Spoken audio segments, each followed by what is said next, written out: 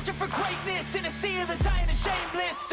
A sea of the aimless. I don't wanna be one of the nameless. I'ma wake up with the mindset that one day I'm gonna make it. And I don't think I'll be fine if I don't break my limitations. Don't try to stop me, I exist to write my own story. I'll make a decision if I want some peace or if I want the glory, yeah. Don't want a life that is complacent or possibly boring, just want a life that is worth every day exploring, My whole life I just wanted someone who would notice me. My whole life I just wanted to be somebody to be. Yeah, I just wanna be great.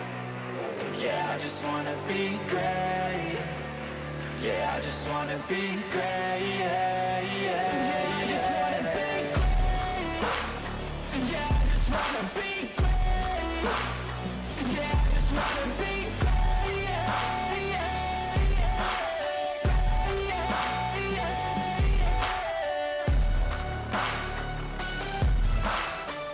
Feels like I've been sitting here all week at Talladega Superspeedway, virtually, and that's because I have been at Talladega, the fourth and final broadcast of the week from the track formerly known as Alabama International Raceway in Talladega, Alabama.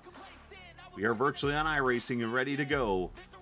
It is round number 10 of Season 6 of the All-American Cup Series as we get ready for the Alabama 250 here on the Captain Esports Network. I'm the Captain with you on this Friday night. It's time to go Gen 4 racing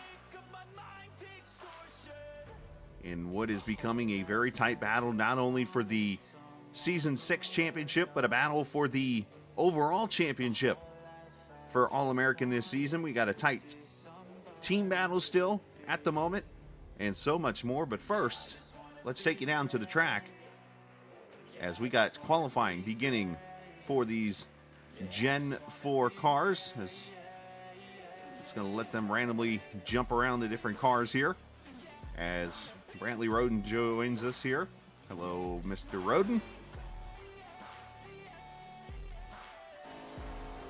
And these cars get themselves wound up to run the 2 laps here of qualifying. As you see Kyle Ethier here in the 60 car.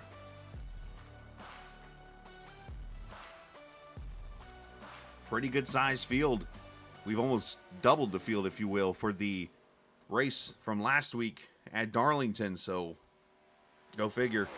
We go from the toughest track to a track like this that mentally is tough. And yet now we're going to see a pretty good sized field here as we kick off MH Designs Pole Award here, presented by, again, Mike Husby Designs. As you see Ethier, the Marion Chrysler car on track. And as I hit the excited battle here, it's going to pretty much jump around from driver to driver here as we watch. As you see now the 53 of Carson George, the curious little George Carson. For those who don't know the reference of Curious George. All right, so first lap going to be the throwaway lap for a majority of these guys right now. So let's see how it all posts up here. They're all going to come up here very quickly here. 51.61 from Terry Freer, which means pretty much looking at these other lap times, that means that Terry and Austin Bloom would just jump to the top. That means those guys pretty much ran, I think, the bottom lane or close to the bottom that first lap here. So you're going to see, I think, a big jump here in some of these cars. So let's actually check out, how about this guy, our Daytona winner, Leslie Law, who stole the show at Daytona back in February, or back in August when we got started again. I feel like we've been going since February. But made arguably one of the craziest moves to miss a wreck and then to come out in victory lane to win that race. We'll see if he can do something like that again here tonight. As Law goes P4, 51.63, Ethier a 44. However, there's one particular guy as he crosses the start-finish line. That's what I thought. 51.41 from Carrington. I think he's won the pole for every Dega race this week, except for the one on Monday because he wasn't in it. Melnick, who's making his debut here, 51.56. Whitley, hottest driver on the circuit, 51.43. Craig Martin, 51.40 for the Blinkopotamus. Apparently, Mr. Carrington's giving some tips to someone. I mean, Martin pretty much got it by, it looks like, 1,000th of a second. Both of them showed up on my SDK at 51:41. But you see Martin with the 40, so the estimated time, obviously the 1,000th of a second, must have been lower.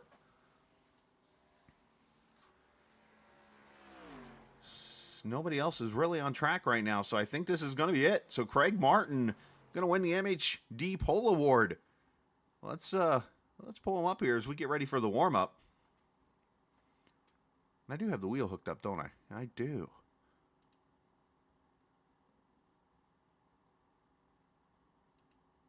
You know what? I'm going to stay out of the car. Probably a good idea. I don't need to do something stupid. Let's bring Craig up here and have a word with him. As Jackson Van Pelt goes P3 with a 41. Good lap on his part. I'm going to make sure again that everybody's ran 2 laps. Yeah, see, everybody's ran 2, so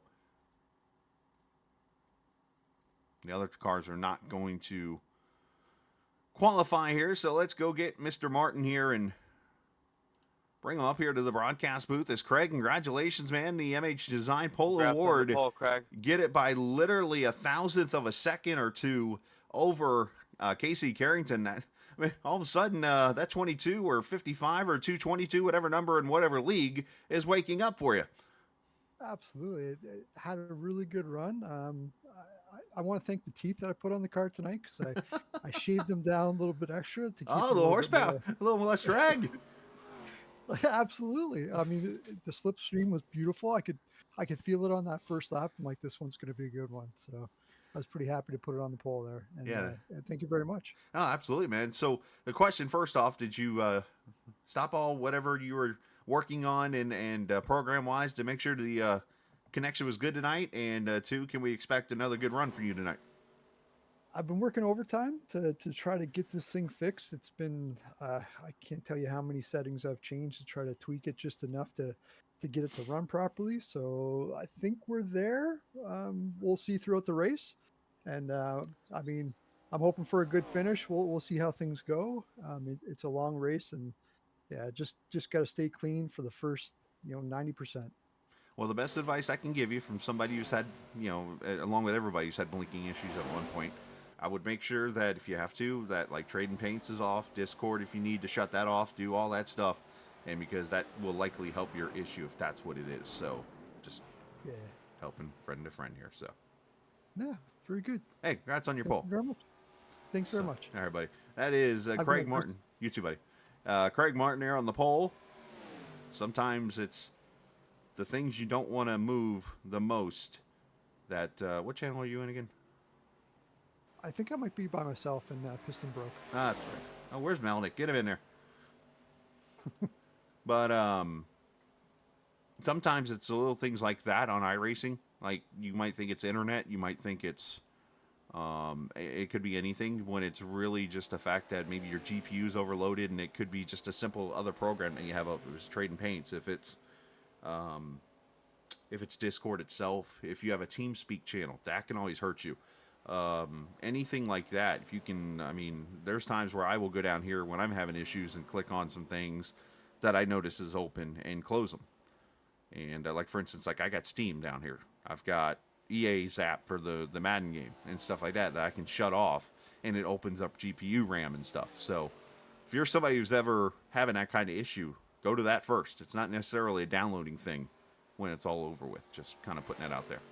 All right, let's take a look at the point standings as we enter this race here tonight, because we got a couple of good points battles here, and I'm going to show all of them here at once as we start with Casey Carrington, who after a 1-week hiatus from the top of the points jumps back to the top. Mark Whitley had issues last week at Darlington. He is 7 points back now. Zach Henry there in third. Yeah, that's true too. Audio will do, especially on updates.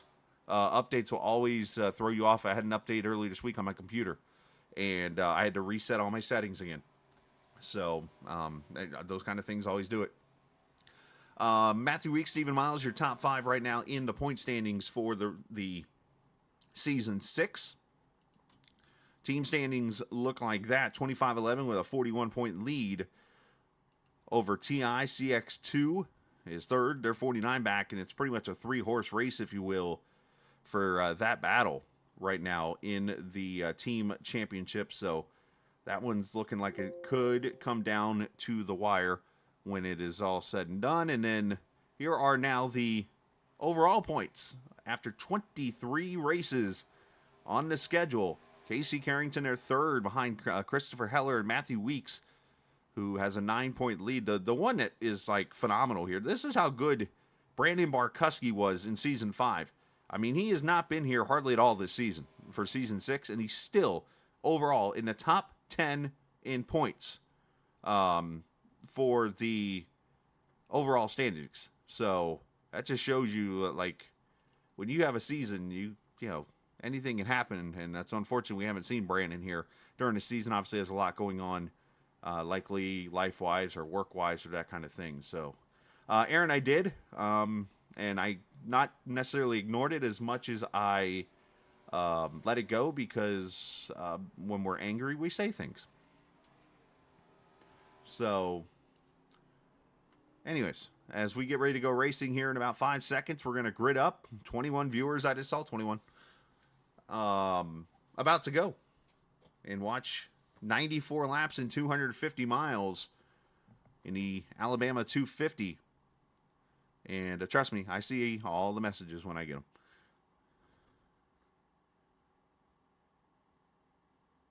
As they grid up, let's take a look at the starting lineup for the race. That's the camera scala. Having a bald moment here. Craig Martin on the pole alongside Casey Carrington to 22-9. Martin blinked his way to a second-place finish last night in another league. That's where that blinking joke came into play. Jackson Van Pelt in the 07 car. Good qualifying effort for him. He'll start next to Mark Whitley, who's been the hottest driver on the circuit. Mike Husby will start there in row number 3 alongside Kyle Ethier. Kyle Hall and Zach Henry there in row number 4. Row 5, Joshton Dillon and Nick Sargent, Sean Cassidy, and Christopher Heller. Haven't seen Chris's mom yet in chat. So hello, Mrs. Heller, if you're watching. Qualified in the 12th position there. Terry Freer in row number 7 alongside Carson George. Stephen Miles, Nick Leo there in row number 8. Row 9 is Colby Sutphin and Alex Harrington. There's Brandon Alphin already predicting something, that, is bias. Rooster, good job there, guy. J.W. Miller, Stephen Melnick making his debut in the series tonight. The Brazelton, Georgia native, starting 20th. Jake Vanoski, Shane Gentry in row 11. Austin Bloom, Nick Terrell in row number 12. Row 13, we'll see Leslie Law, the Daytona winner, and Quentin Sutphin. Chris Lewis, Drayton Cook, they'll be in row number 9, 14, if I could split the number in half. Matthew Weeks, Tim Averill. Trey Holmes, who's subbing in tonight for Jordan Owens, who I think just believe family had... Oh, no, he just got married. That's what happens. Congratulations to him. Garrett Hetz there on the outside, and Thomas Stanley will start in the 33rd position on the grid here as the cars roll off. This will be a good time for Brandon Alphin to explain to us how many Ricky Rudd Superspeedway wins have happened. Don't worry, I'll wait. Let's take a look at the race information tonight. 94 laps, 250 miles. You see 70 degrees, 36% humidity with 2-mile-an-hour winds on this 2.66-mile track. And one thing that Casey and I talked about a little bit before this race is how much this car has kind of changed a little bit. Because one thing we saw in our earlier league race this week on Tuesday night, this car, if you push the right way, will actually push. I've always said that you cannot push these Gen 4 cars because of the way the bumper alignment is. We found out Tuesday night if you were watching the broadcast, that this car will push a little bit if you do it the right way.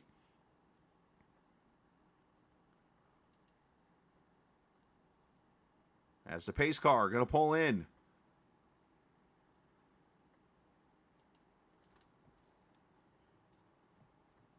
Martin, along with the 9 of Carrington, Whitley, Jackson Van Pelt. Will we keep the hot streak going, or will we see a new winner here tonight at Talladega Superspeedway as we go green, the final Superspeedway race of All-Americans Cup Series season?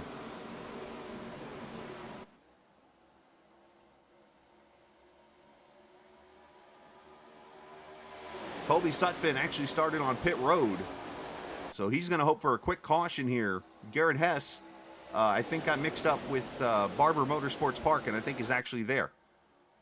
As Casey Carrington blinking out for a second.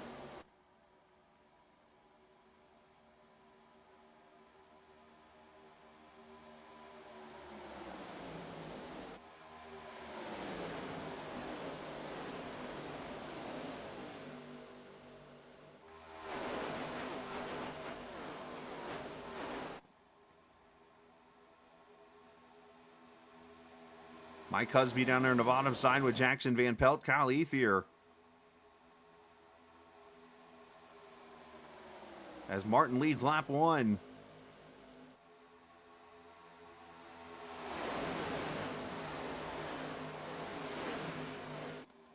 Speeds of close to 200 miles an hour. And one thing I did hear from talking to a couple drivers as they get ready for this race, Kyle Ethier diving to the bottom, getting out of the pack, is that the tires in this car actually are starting to play more of an effect at this track than they used to. And I think it might be a car thing, because what I was hearing is that the aero of the car was actually getting tight going into the corners from tire wear and the speeds they were going off into the corners with. So that is going to be another element to keep in play tonight, that tires could be more of a factor than we're used to at a track like Talladega or Daytona. You know, and according to the notes that I have from previous racing here and stuff at Talladega, basically the one thing I have is the fuel and stuff like that. Tonight, of course, everybody running a 12-gallon fuel cell, which is about 28 laps of fuel and 4 sets of tires. And oh, by the way, welcome back Joseph Penn from his 2-week hiatus. I had fun adminning for him the last couple weeks. I didn't screw anything up, which is probably the best part of it all.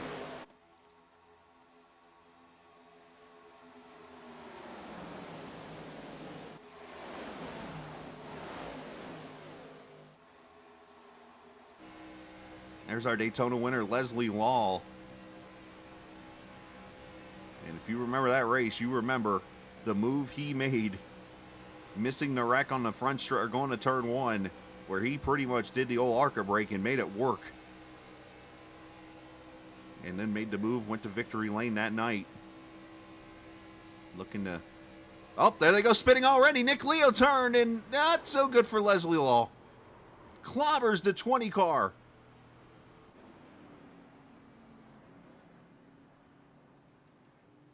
Lewis gets through it, but Nick Leo has gone around. J.W. Miller gets turned. Leslie Law gets heavy nose damage.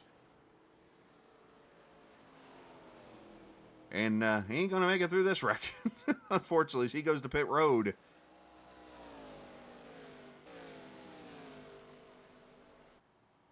And Vanoski involved, and caution out at lap 5. Is this a sign of what's to come tonight? What happened here?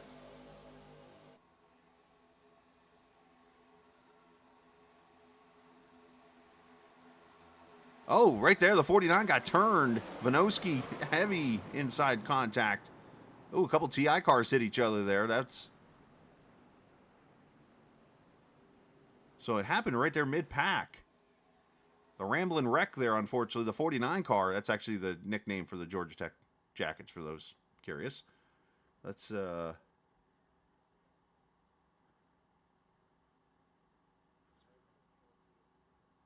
can find the 49 there. It's Sean Cassidy. Let's see. Got the 85 behind him of Harrington.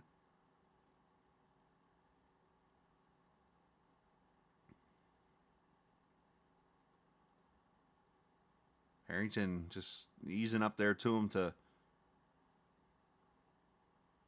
And you know what? It looks like Sean had to check up for something. I wonder if something was going on in front, but he just jacked up the 49 and sent him packing.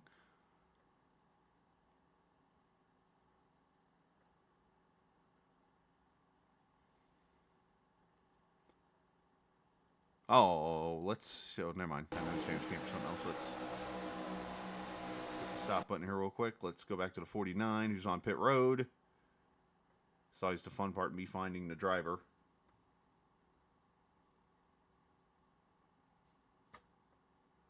There he is.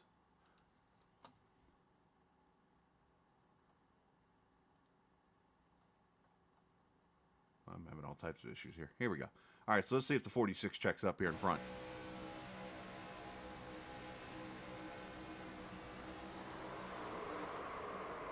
That looked weird. Like, I didn't see a checkup in front, and then all of a sudden it looks like Cassidy just kind of... He jump on the binders or something there? You see how there's a little bit of blip and throttle there?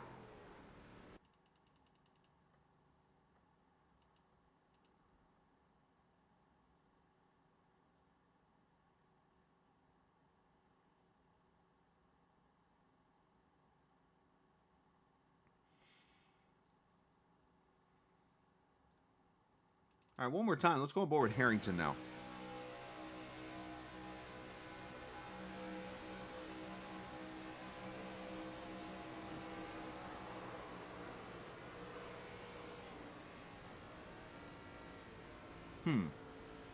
That's just a tough one to call right now.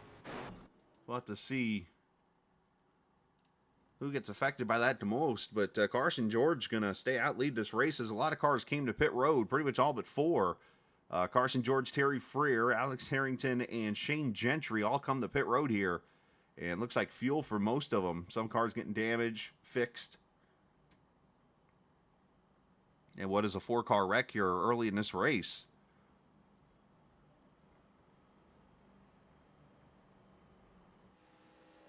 Appreciate the viewers tonight. 24. Look at Leslie Law. That car's... that front end took a lick. And I'm sure I'm going to get blamed for the broadcaster channel. Oh, Craig Martin's Internet's showing up over here to the right.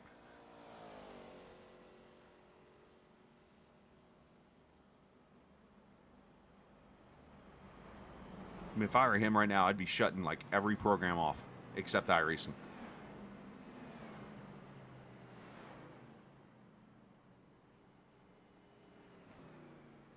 I would get out of Discord. I'd get out of any... I'd make sure Trade Paints is closed. I would make sure if there's any Javas open or whatever you can shut, close them.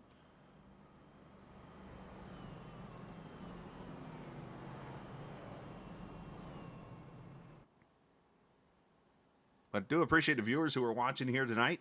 Hit that subscribe button if you're new to the channel. If you're not so new, we appreciate you coming back and enjoying Talladega week, if you will. I mean, we only had one race this week that wasn't at Talladega, and that was Wednesday night when I was in New Hampshire. But, of course, tonight's going to be the last of it, and then we come back. The next broadcast will be Monday night. Somewhere. I'm too tired to remember.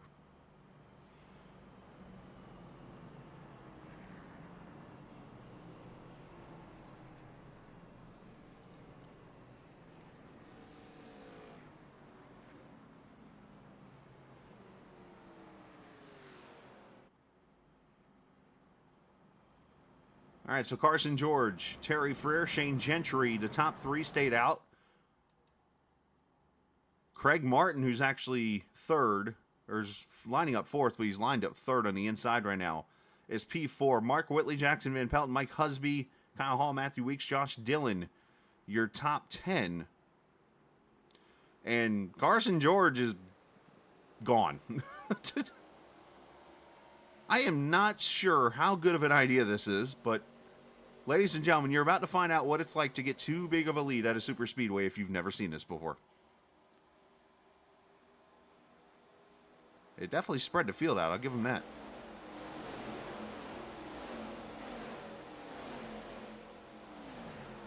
I mean, the most organized group I see is right there. That 07 and 77 of Whitley and Van Pelt. They're literally going to get the pole right here off of Craig Martin, who's getting the pole off of George. And you are going to see these guys go straight to the top side. And, well, there's Craig all of a sudden making an appearance. And bazinga, they go by. That right there is the main reason you don't want to do that kind of restart, because now you've got 30 other cars that are about to catch you at a very quick pace, and you got to hope you don't get ran over now.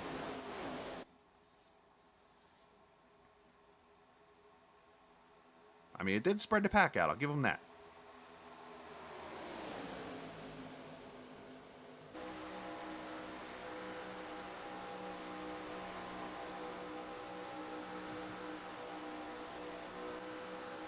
Matthew Weeks has gone around. What in the world?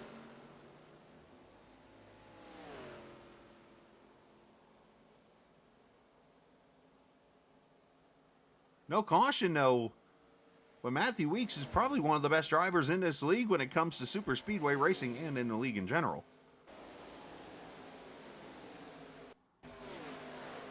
Did he get sent packing or something? Yeah, he did. Look at this.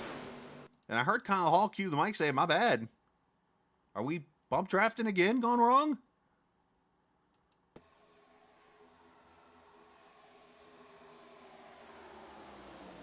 I just straight turned him.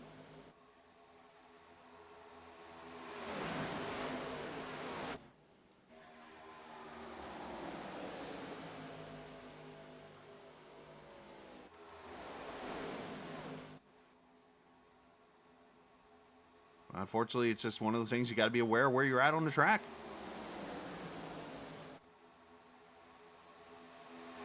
And now you see the pack getting organized up about 20 cars deep right now. Getting about 3.5 seconds back to Melnick, who's got Leo pushing him. And then you got a whole nother pack of cars back here with Miles and the whole TI clan. That I think is purposely just going to hang back here. Ethier, and there's Leo with a little bit of damage on that Jewel number 69 car. You see Terrell there in that 77. They're coming up on Melnick here.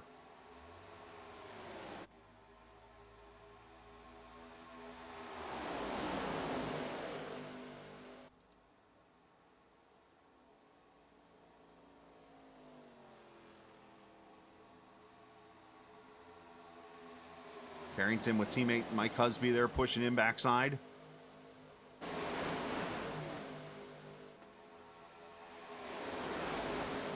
Let's hope these guys took a deep breath now as they had a couple of little incidents there happen. It's one of the quicker yellows they've actually had on a super speedway track in this series. As Leslie Law goes back to pit road, so unfortunately he will not sweep the super speedways in season 6.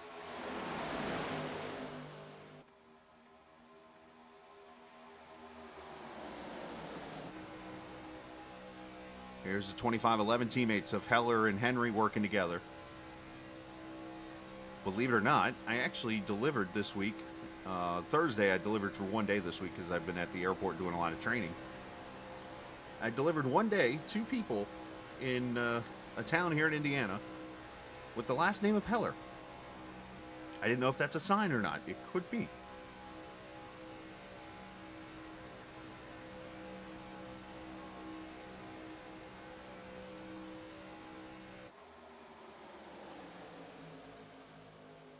In case I didn't mention, by the way, our cameras tonight presented by TrackCams22.com. They're online on Facebook and the iRacing forums at TrackCams22.com. Closest thing to real-life cameras you will see on the track. As here's that second pack getting organized up. Colby Sutphin, who started on pit road, got that early caution. He's back on the lead lap now and in this pack with Quentin Sutphin. I assume those two are related.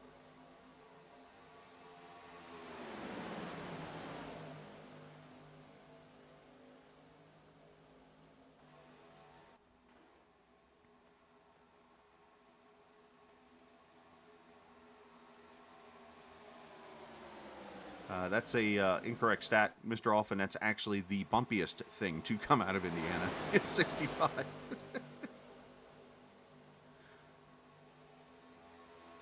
Kyle Hall going to take the outside lane. with help from Terry Freer, are going to go to the front here.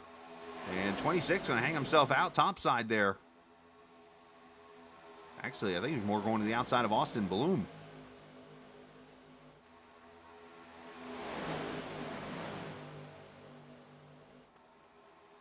The one thing that I have caught this week in the 4 races that I'm pretty sure you're going to see tonight during this race, as Freer, I think, is going to lead this lap over Bloom, is the hesitation.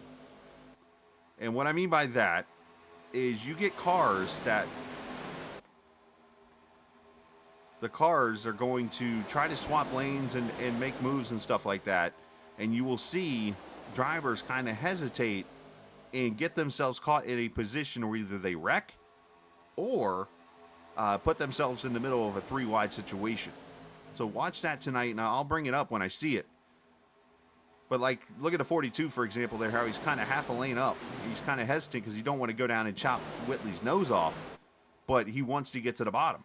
And you're going to see tonight in this race where people are going to be pushing on the outside lane, and they're going to want to go down, and by the time they get down there, the car behind them's got to run, and all of a sudden they're in the middle of somewhere they don't want to be in the middle of.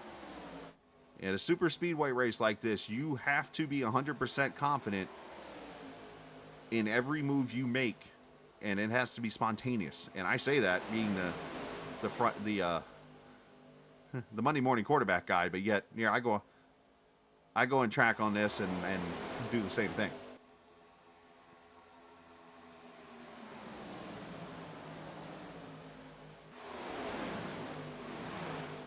As Carrington going to go up top there at the 26.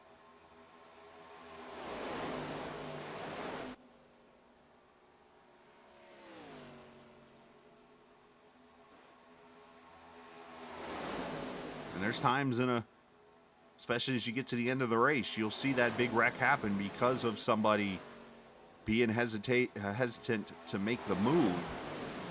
And then somebody else sticks that nose in there, and then all of a sudden you two hit. And the caution's out, just like that.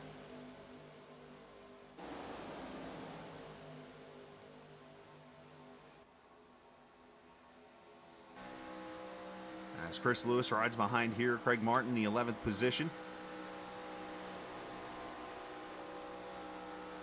As we're just shy of the 50-mile mark here at Talladega Superspeedway, virtually on iRacing, the All-American Cup Series, race number 10. Of season 6 as they get closer and closer to wrapping up our second season. I say season, our second year. Of course, we spent the first half of 2022. I say the first half. Let me back myself up here. The second half of 2022 was our first season with the league, and this has been our first full year as Casey Carrington. Here I am stuck in the middle with you.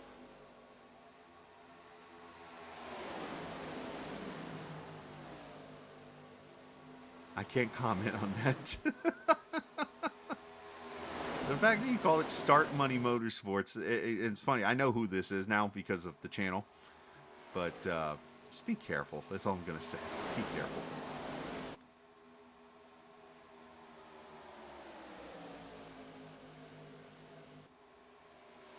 So you got Abril and Drayton Cook up there top side, just kind of minding their own business up there. They're staying in the draft. Just kind of staying away from all the cars, running up there top side. Nothing wrong with that.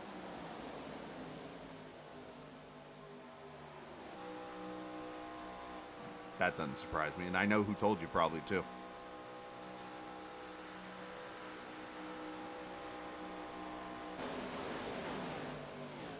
I won't mention names.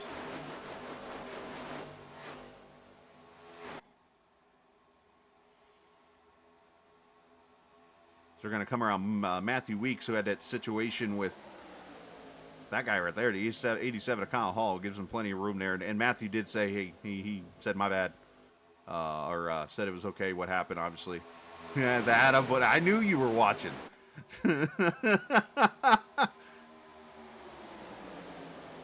For those who aren't aware of what this is about that you're seeing in chat, There was a race Wednesday night. I won't mention the league because, again, out of respect of other leagues and stuff like that. There was a league race ran, and there was a comment made in my chat that got somebody in trouble. I won't point out who it is. But, yeah. So the best thing I have to do now is I just need to be a lot more careful in what people say in my chat now.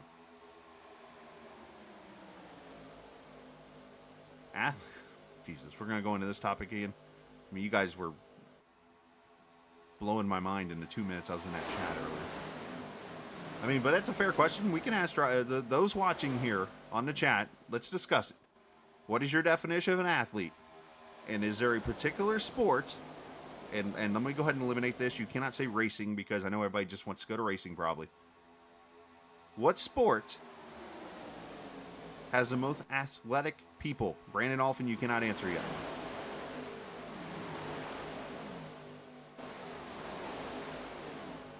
As we start to get ourselves a big pack of cars here all of a sudden.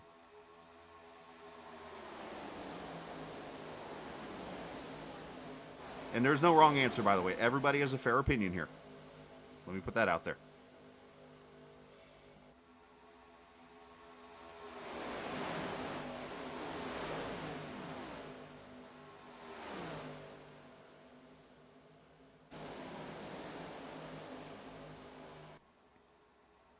So Carrington to the front with Austin Bloom, Kyle Hall. I want to call him Dalton Sargent. But he's not Dalton Sargent. He's Nick Sargent in the 42 Prilosec car.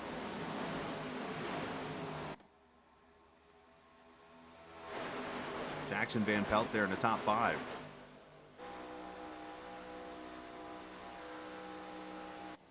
Triathlon's a sport. Why isn't it? I will argue that.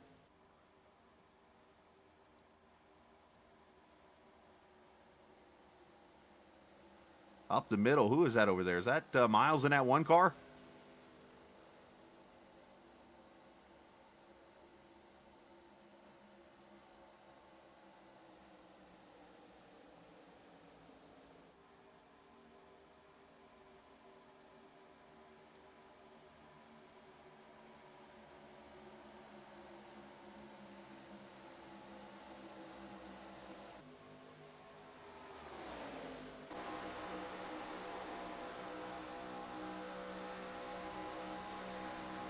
Correct.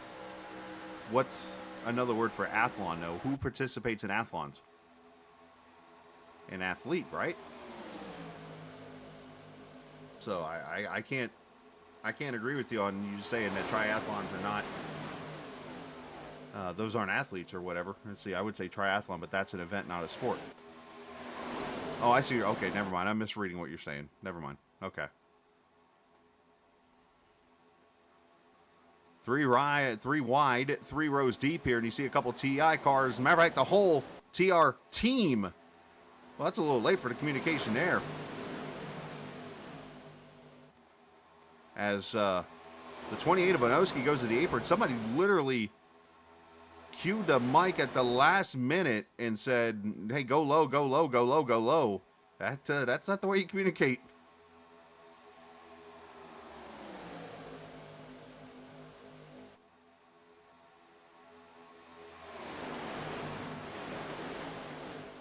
That's one of those things where you see a car. Sergeant's blinking out now, but when you got a car that's a lap car and you're up ahead, you need to be communicating a good 6 or 7 seconds away. You cannot be communicating 1 or 2 seconds away because usually bad things happen.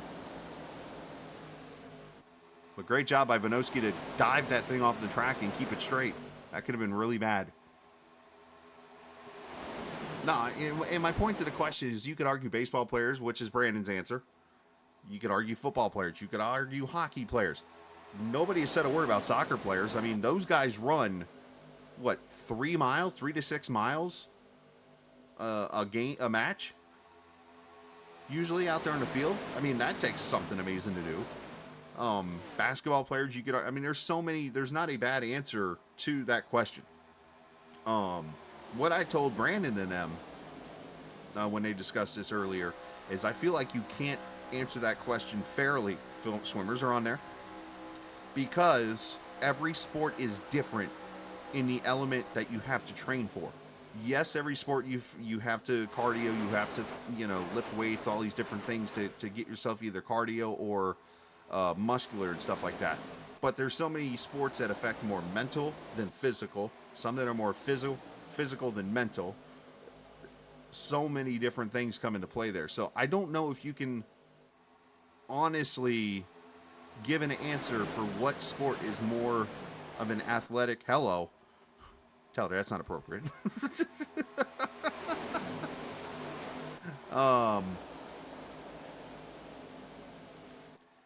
There's I don't know if you can honestly give an answer to that question, because everybody's going to have a different opinion. As we are going to have pit stops here.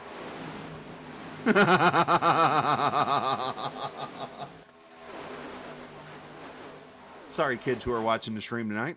As here we go, Carson George going to come to pit road. These are the guys that did not pit at the caution. So Frere, Carson George, and Shane Gentry coming to pit road here. That is a fair statement. To a point. And now you got the whole TI brigade up front. So those 4 cars need to work together, including Alex Harrington. They need to get... Oh, and around goes Lewis! I'm trying to click on him. Lewis saves it, keeps it out of the wall, I think. That left front's got a lot of damage, it looks like. But Chris Lewis going around. No caution.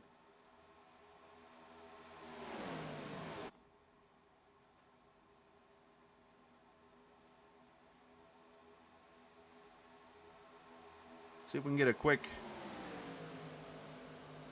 replay. That almost paid off for the guys who came to pit road.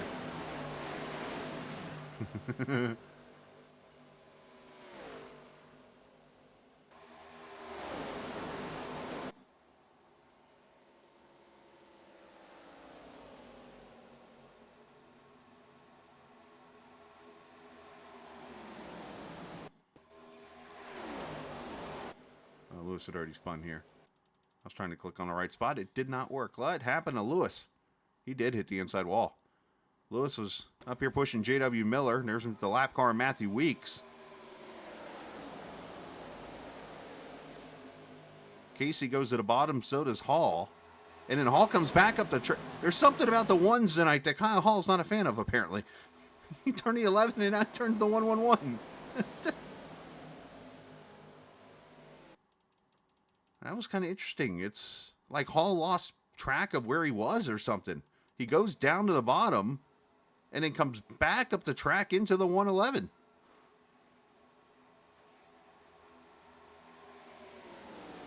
Stephen Miles, I'd be worried if I were you, because you're the only other car left with a 1 on it.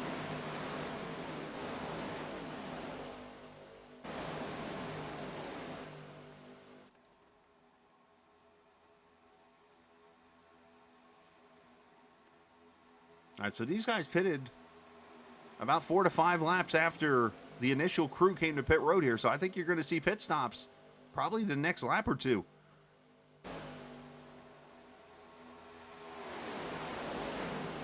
As J.W. Miller now leading with Miles, Ethier, Van Pelt, and Drayton Cook up in the top 5. Look at Sean Cassidy and the Sundance Kid up there in the 49. He's got himself into the top 10.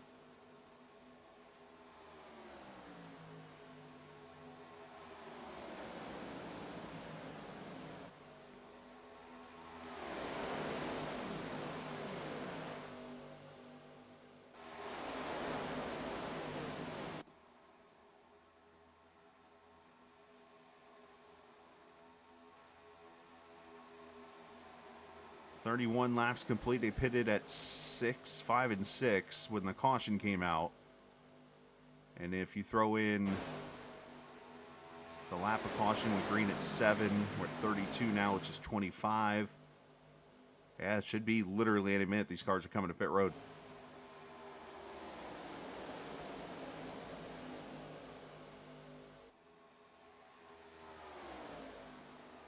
Oh, so Brantley's telling me 4 laps or so. Okay. That's a lot longer than 22 laps. So what are you saying, Brantley? About 27 laps?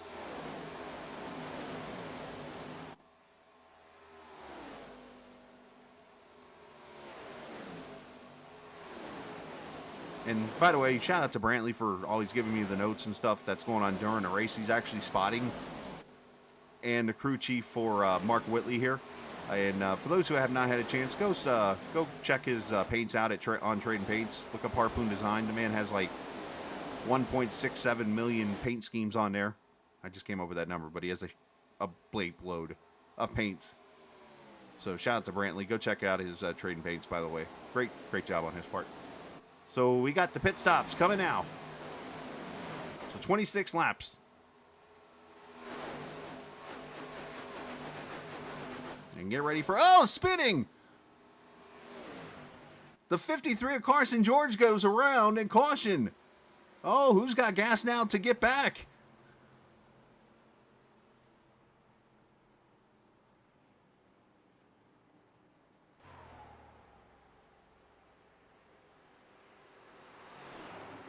Carson George goes around. And what these guys need to do, they need to get to the pace car as quick as possible so that they can get pit road open. And I think Kyle Hall was involved in this one. Or did something happen to...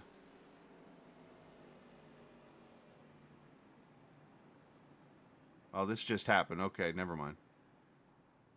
Or... Kyle having issues here or something.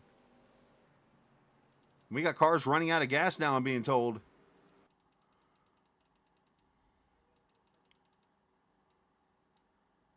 Oh, tandem gone wrong. 26, right in front of the leaders. Gets in the back of the 53, right in front of Miles, and takes Van Pelt, Van Pelt, in the 07 out.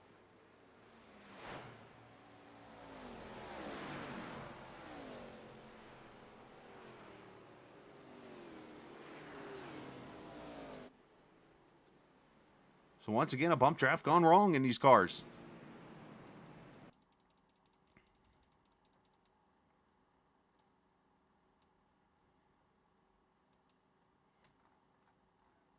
Oh, there we go. Here's the button I was looking for. I couldn't find his highlight.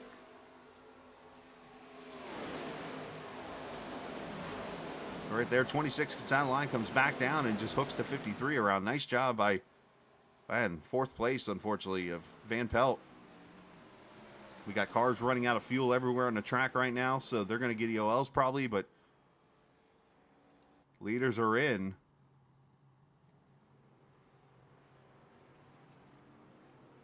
And J.W. Miller going to win the race off pit road.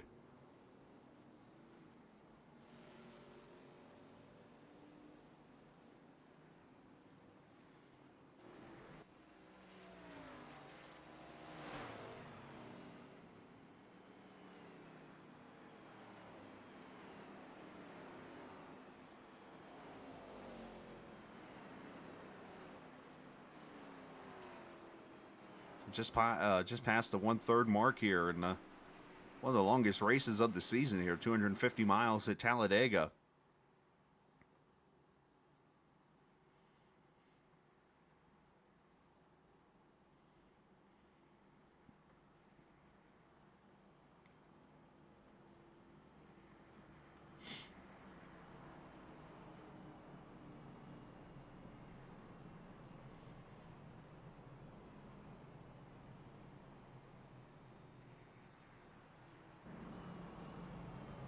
I'm doing some math in my head here. So pitting at 34 now, and now knowing that it's about 26 laps in the draft, 35 or 34 and 26 gets you to 60.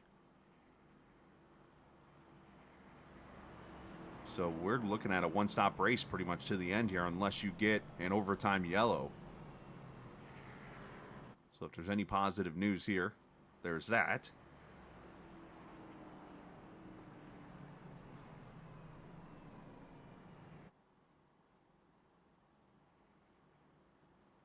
And you see a lot of the cars coming back to pit road to top off. This actually doesn't surprise me.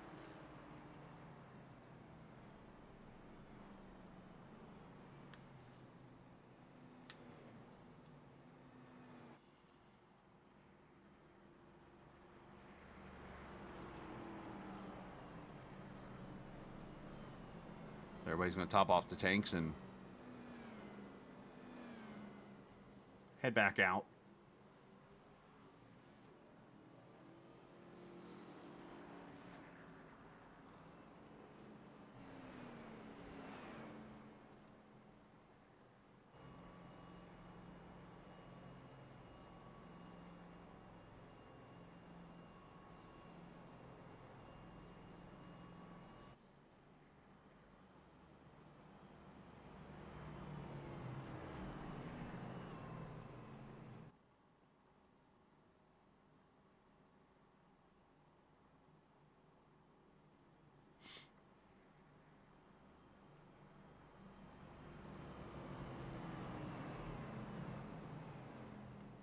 So the tracks we have left on the schedule, after tonight, we hit the Kansas Speedway next week.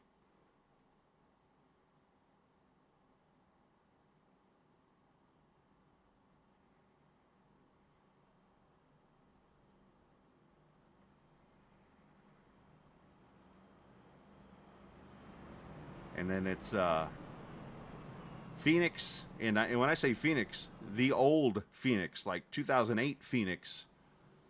Going to be racing that coming up November 3rd, November 10th. It's Richmond. Of course, that was the race that was swapped with Darlington last week. And then the final race of the season at Homestead, coming up the weekend of November 17th. So 5 races left, including tonight.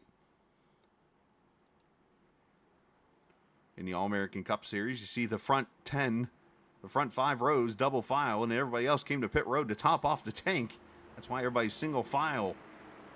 As we come to the green, it's Kyle Ethier trailing J.W. Miller. The teammates, Kyle's on the outside, J.W. inside, Nick Terrell, Sean Cassidy, and Mike Husby, your top 5. And, all right, it's Friday night.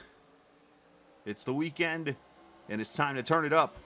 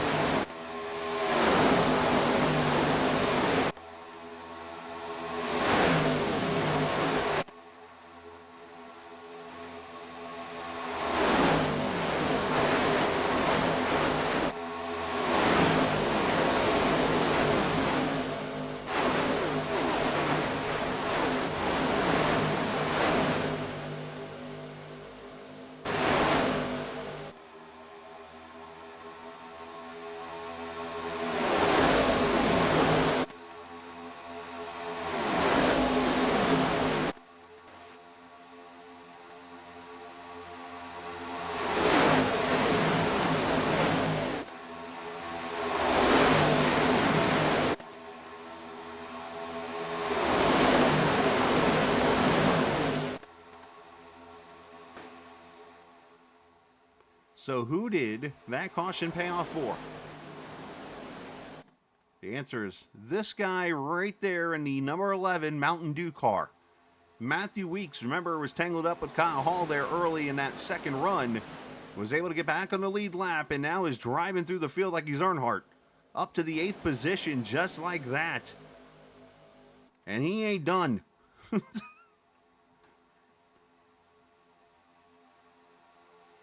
Chris Lewis there also, by the way, and Lewis is actually a lap down still in 26th right now, and is the 4th car inside lane. So he's trying to get up there and get his lap back.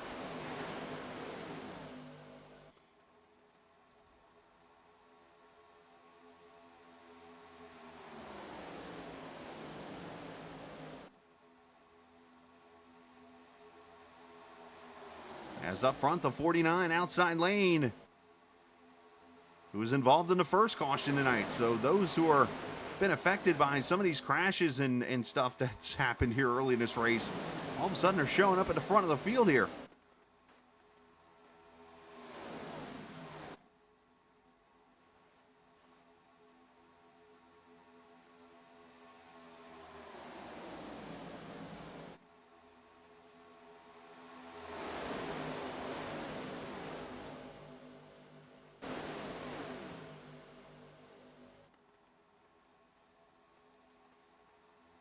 See that 24 car, that UK Lakers Red Sox paint scheme of Colby Sutphin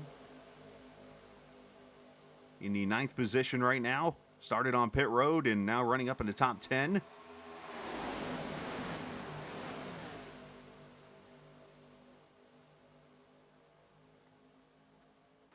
'62, the Mopar car that you see over here in the outside lane, at Advance Auto Parts white and blue car.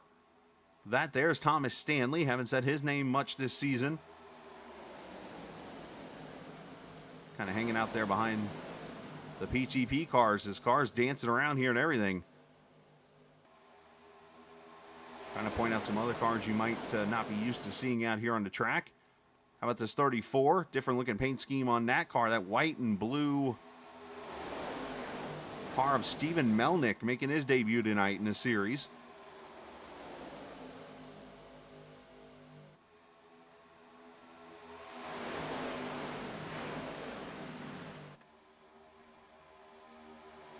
And of course, there's Trey Holmes, who's subbing for Jordan Owens, who had a fantastic season going, and it got even better for him recently as he was married, I believe, from what I remember seeing. Congratulations to Jordan. I'm sure we'll see him back in the next week or so. As up front, Sean Cassidy going to the lead. Austin Bloom has done a fantastic job running up front most of the night.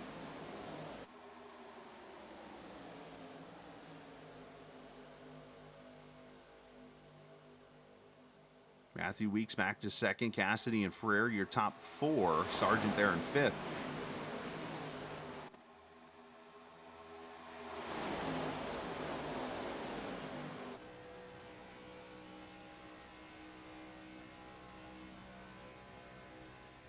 We ride with Josh Dillon there in the 12 car.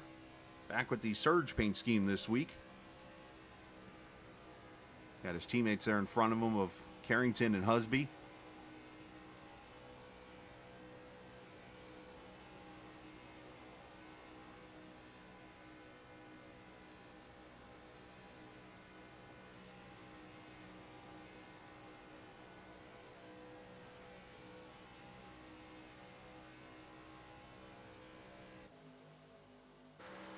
And 3 wide up front. Look at this mess.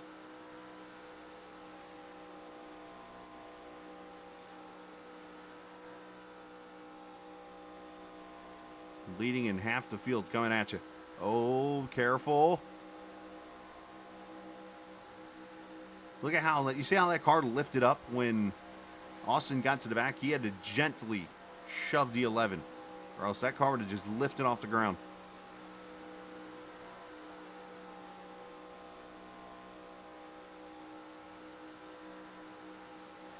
And that's the reason why I say in the corners, you do not want to make contact with these cars.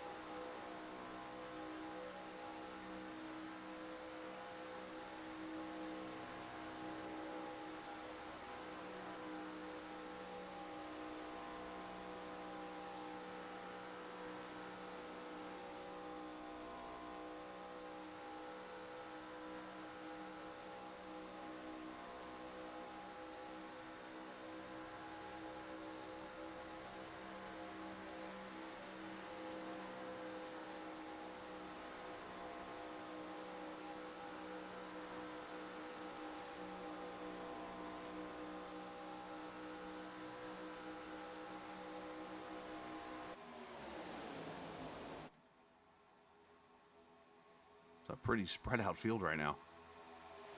Sargent going to lead a lap. Yo. That's the kind of move when I'm talking about what Sargent just did right there. That's the kind of move you have to make at this track. You can't just be like, should I? Maybe not. No, he just turned left and got down there. You hope for the best.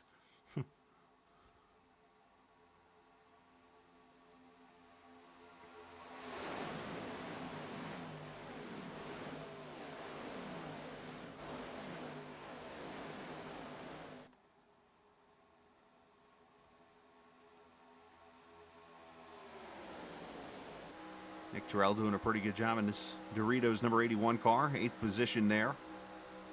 Maybe might or might not be racing with a chip on his shoulder.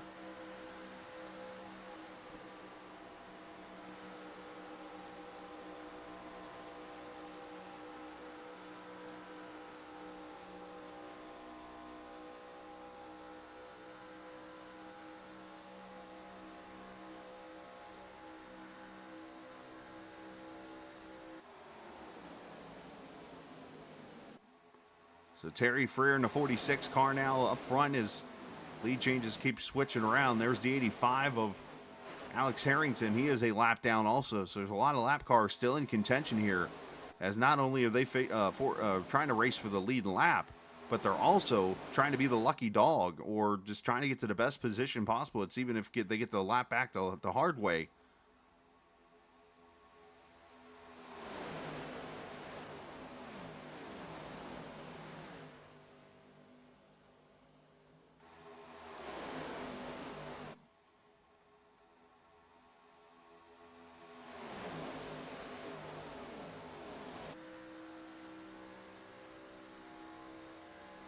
As we're past the halfway point officially now.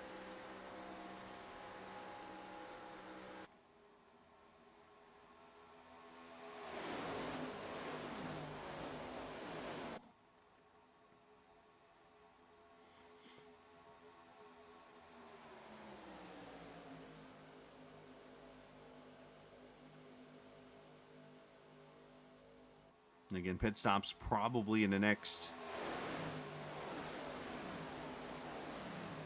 10 laps.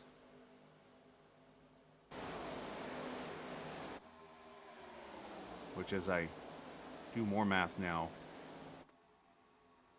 is going to actually make this a 2-stop race. At first I was like 1 stop, but now that I'm doing the math here, we're at 44 laps. 10 laps would be 34 laps. So yeah, you're looking at being 5 to 10 laps short, potentially, on fuel here, depending on how much you can save and how much you have in there. Brantley saying 10 to 16, so let's put that math in there. 60 to 66, which is still 28 laps. So if you can get to 66,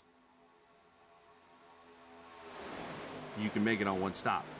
So, and if there's any car that you might be able to do that with, it's this one, because there's hardly as much drag as like a truck or a next-gen car that you can barely get out of the gas, and it just literally slows down. This car here, I mean, you can let off the throttle, and the response and the way the draft works save a pretty good amount of fuel.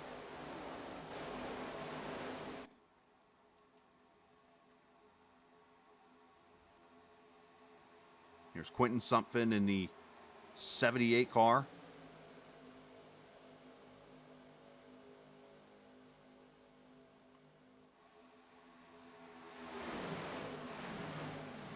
Nick Leo back there to 69 car. He's back on the lead lap, 15th position there. So he was also involved in a wreck earlier. So outside of the Jackson Van Pelt, Jake Vanoski, Carson George, and Leslie Law, those are the 4 cars off the track right now. Garrett Hess, I think, is still over there running laps at Barber or something. That's why we haven't seen him yet.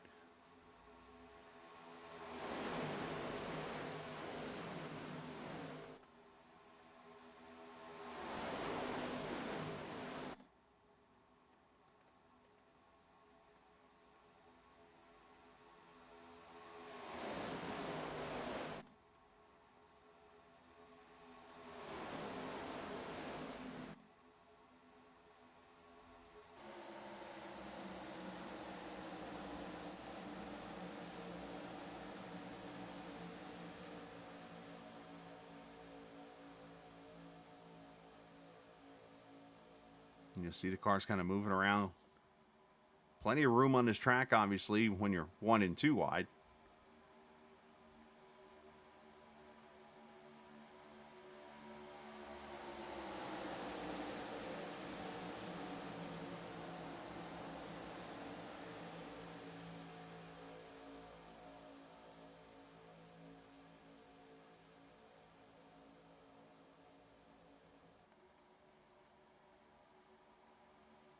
It was like a dead heat there at the line with Frere and Sargent. Harrington continues trying to pop out, and I think he's trying to get himself to the front there to get the potentially maybe get a yellow and be up front when it happens. You've got a good 10 cars at least, for the most part, that I've been watching just kind of hanging out.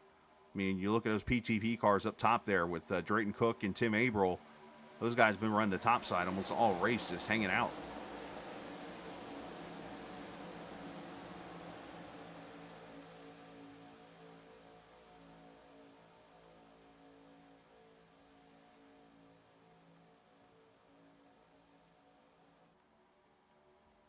Oh, the 46 around into the 49. And they save it.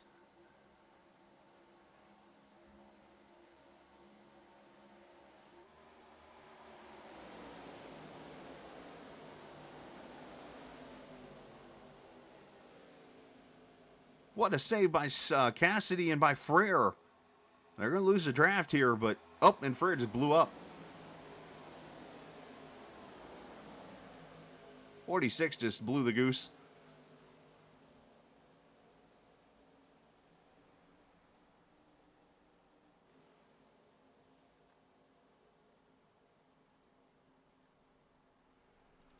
See the contact here as it happens. Well, there's the question of the night.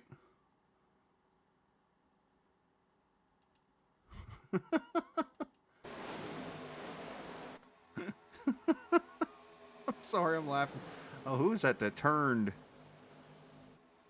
think that was the 85 that turned. I couldn't tell with the outside lane, but nice save. And then, unfortunately, the 46 got hit so hard with the left front, it just blew the motor off turn 2. Let's see if I can get a better angle of who. I think that was the 85 up top there. It sure was.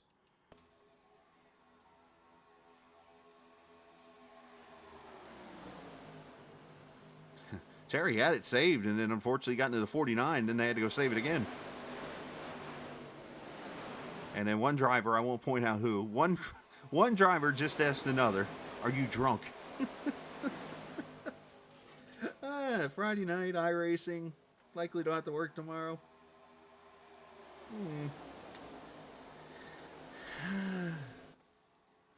I don't know on that one, buddy. I don't know.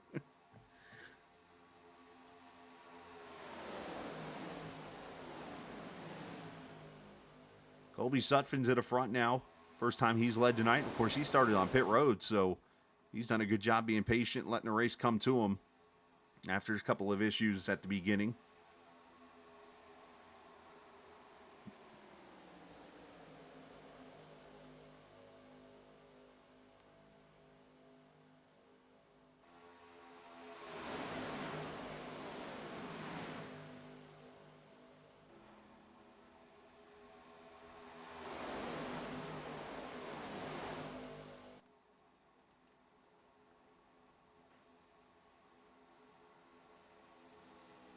As they're coming up on Shane Gentry here.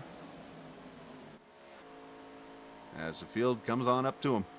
Trying to get a little draft there.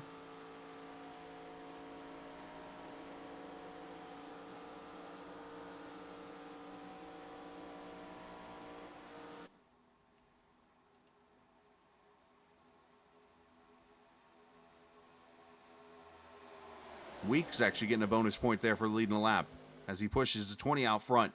Noser, I'll say quote-unquote teammates. We'll call them outside the league and stuff, I believe.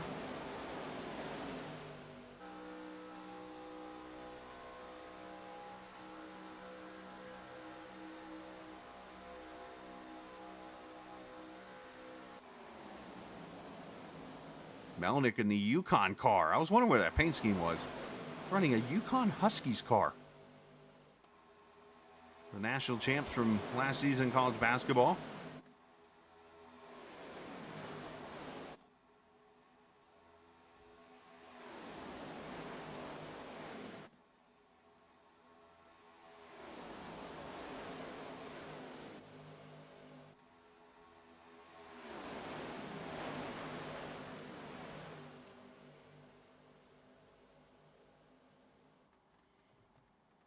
I mean, what better way to save some fuel than to push a lap car out front there and just kind of ride behind him?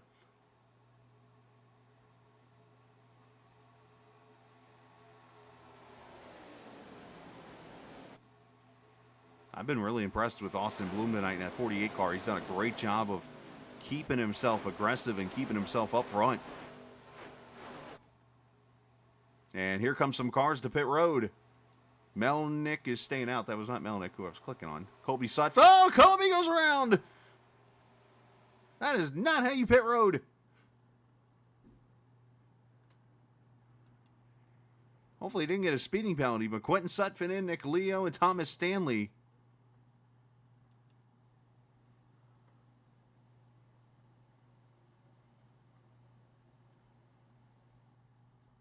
So this being at lap 60, these guys are outside the window to make it on fuel. They're going to need another caution or something here. Stanley, a 23-second stop. And did all these guys speed?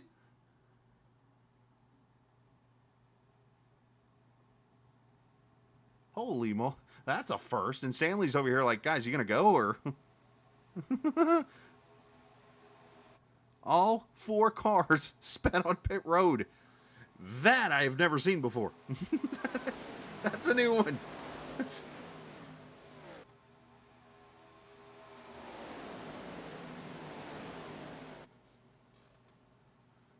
I mean, I've seen 1 or 2 cars in a group, but I've never seen every car on one lap come to pit road and get a penalty. Sorry, I'm laughing, but that's a new one to me. And I think you're about to have the whole field come to pit road here.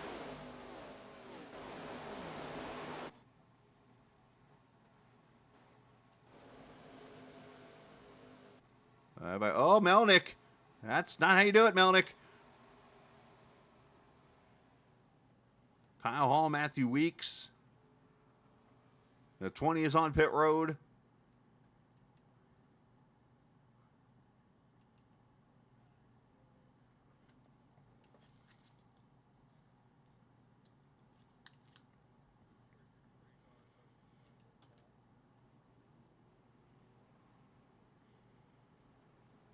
All these cars leaving pits. Good job on all their parts. Trey Holmes, Alex Harrington leaving pit road also.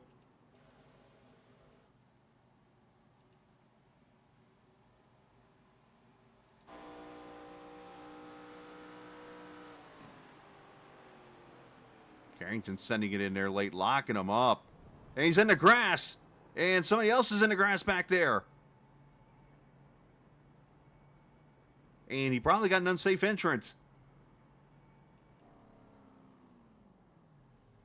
I just saw Terrell with that awesome looking back bumper right there.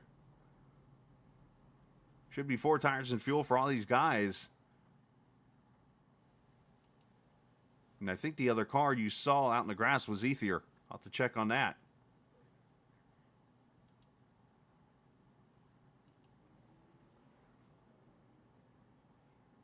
Yeah, so Carrington obviously has a penalty for the unsafe.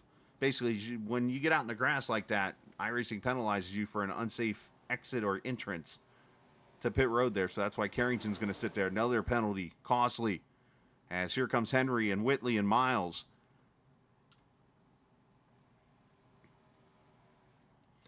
A lot of the cars will actually try to engine shift or brake, if you will, into the corner or into pit road there and try to slow the car down. I'm actually not a fan of that. I'm one that actually will, when I run these kind of races, I will stay in fourth gear all the way down to pit road. And then once I get into pits, I'll shift down to second or whatever. And that's more to prevent the wheel hop. And I think that's what you're seeing a lot of these cars are doing. They're just carrying too much speed in, and it's causing issues.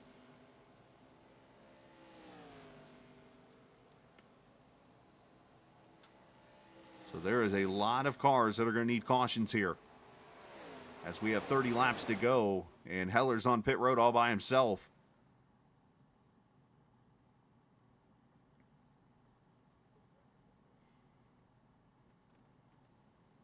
So 30 laps to go. I think every single one of these cars are short on fuel. So, interesting here. Do we split this run in half? Do we run a few laps, and if you have a team, you come back to pit road and top off the tank here and try to run as a group?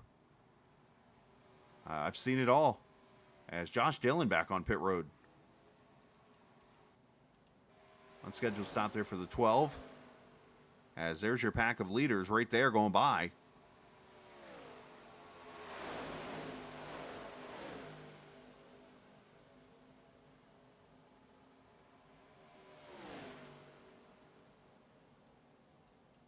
Heller's actually going to lose the draft, it looks like, from this. But the leader right now appears to be Austin Bloom. Nick Sargent. Somehow, oh, never mind, Kobe is a lap down. I was going to say somehow Kobe's third, but I just realized a lot of these cars are actually a lap down right now that are in this pack. Oh, and caution! Nick Leo's gone around. And that's going to change everything.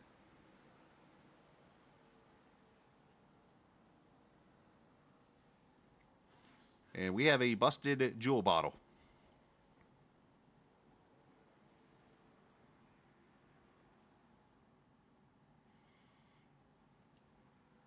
I did not see who the second car involved was.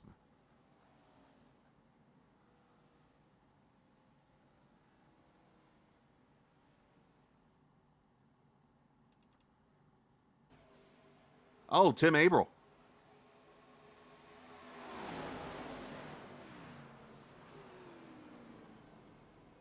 Nice job by Whitley and Miles to miss that wreck. Let's go back a little further here and see how that started.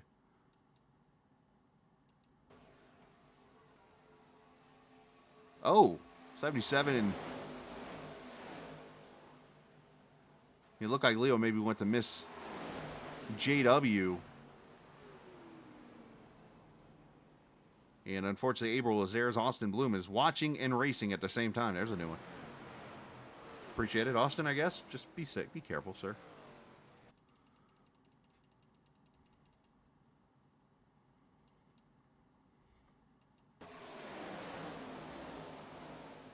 Yeah, 85 got the wall, and then bam. I mean, what lap do you have to save on Austin?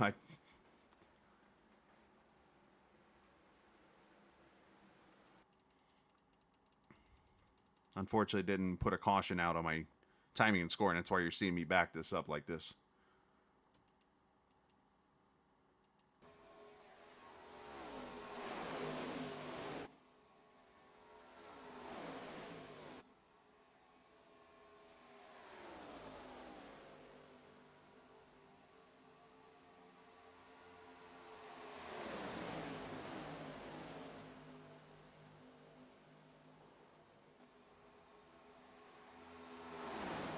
Oh, okay. Austin, don't hit the brakes when a caution comes out like that. Lucky save on his part is everybody came back to pit road here and topped off the fuel cells. So now this gets interesting.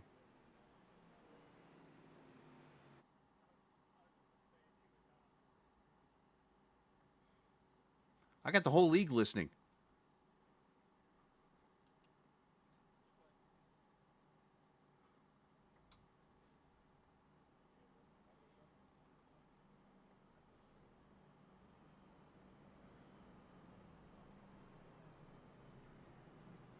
All right. I've never done this before, so I'm going to turn their mics on here for a second. All right. For those who are watching the broadcast and racing, say your name.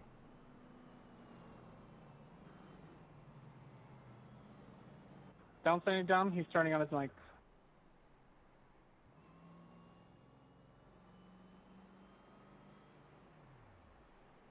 I'm watching Austin.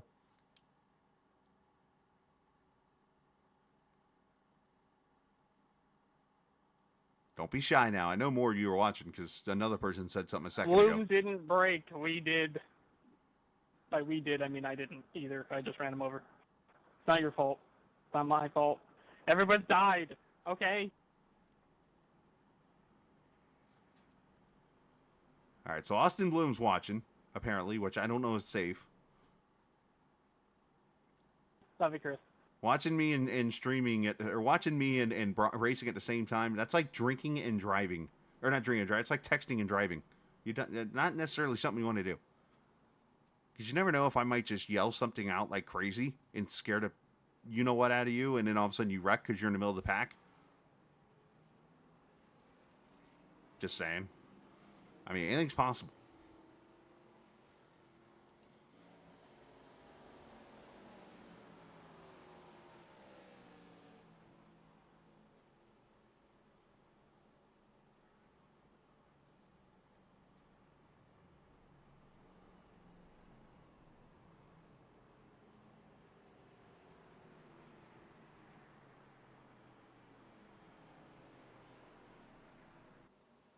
By the way, Austin, I missed the cereal car.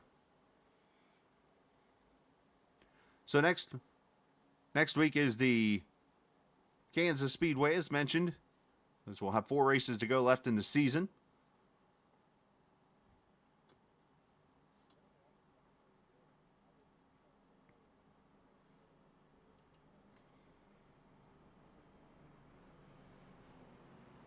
I did not get a chance, by the way, to show the Rookie of the Year standings, by the way, tonight. So let me get that. I actually do have that saved. No.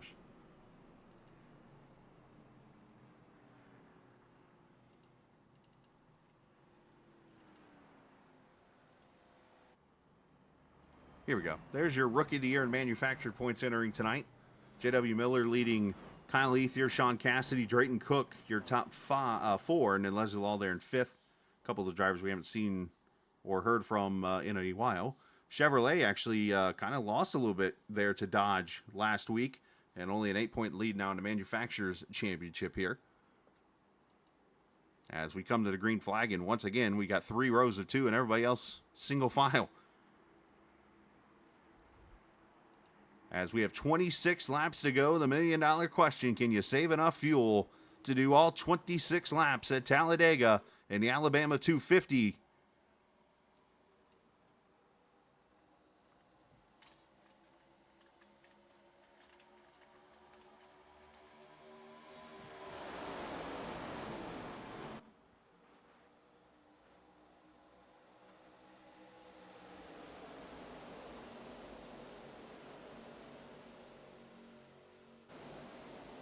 This caution, a big break for drivers like Casey Carrington, Stephen Melnick, that whole entire team that sped on pit road of Harrington and those guys. Everybody back on the lead lap now. So we have 23 cars on the lead lap, as they say. If you're in it, you can win it. Just ask last season's Talladega winner. That's him on that top side, Mike Husby, in that 19 car.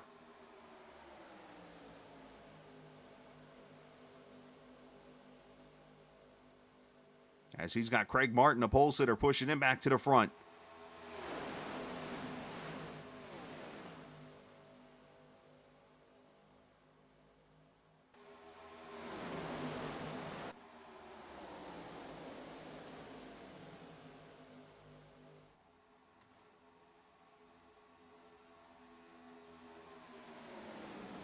See, this is where I'm going to have a little fun here. I always have fun with my broadcast, but I'm really going to have fun now. This is where I tell you, you should not listen and race at the same time. Austin, I bet you won't stick it up the middle here. Bet you won't go in the middle on 26.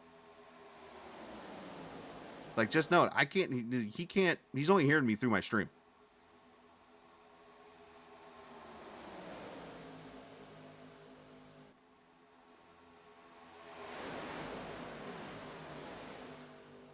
He's probably laughing right now.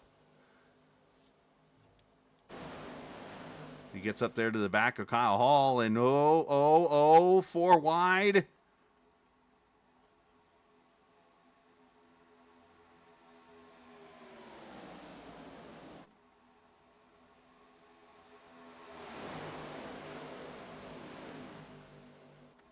Now, I didn't say anything about him going 4 wide.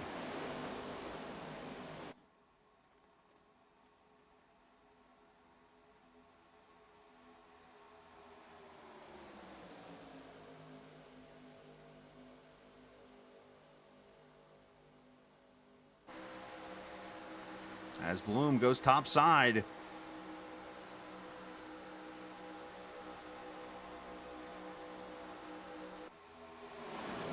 With help from Colby Sutphin. Zach Henry there in the 39, coming back towards the front now. Nick Sargent, who's been up there in the front the whole race, doing a good job. And that is an elevator move from Bloom. That's what I'm talking about. If you're going to take it, take it.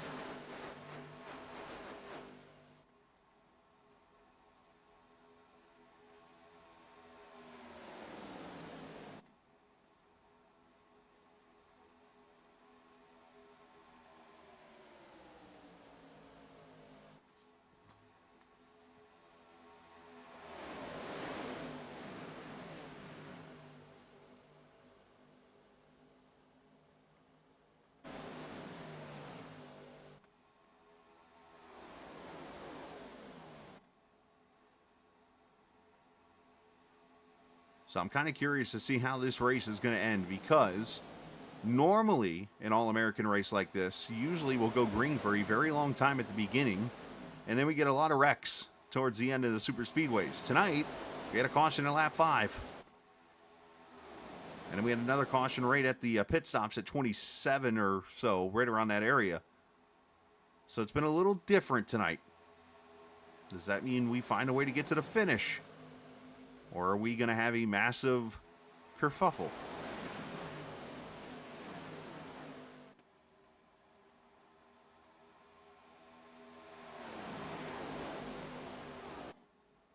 Will we have another driver win a race laying in his... This is not made up.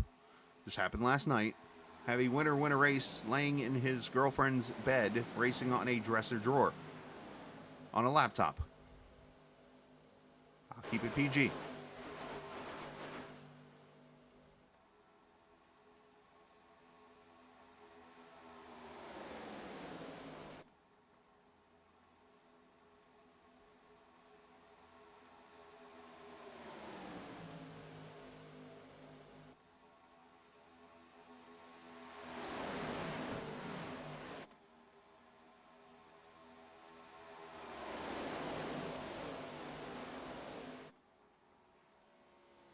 I mean, look at all the drivers here that not normally you see at the front of these regular races, but here at super speedways tonight have a chance. I mean, you see Craig Martin, you see Austin Bloom, you see Kyle Hall, you see Nick Terrell, you see Sargent, who actually doesn't race much at all, and he's here tonight. You see Nick, I mentioned Terrell already, Colby Sutphin. Steve Melnick there in the 34 cars, first start in his league. Trying to pull a Leslie Law tonight.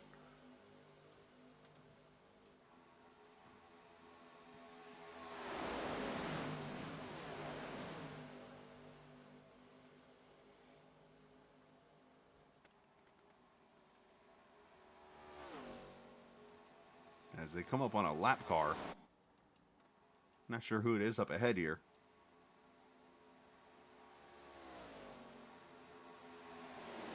They've hung Harrington out 3 wide.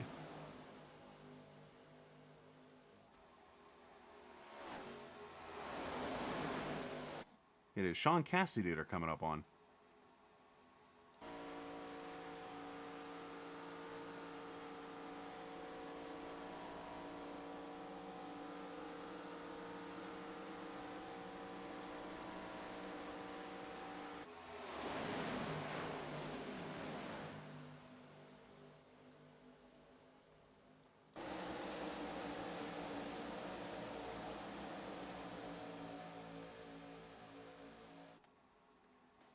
Pack getting tighter and tighter together as we get more and more laps. You know, again, the question, who can make it, who cannot make it on fuel here. I would think with the amount of saving maybe going on mid-pack, these cars are going to be okay. Somebody like Austin Bloom, you wonder, is he one that can go all the way on fuel?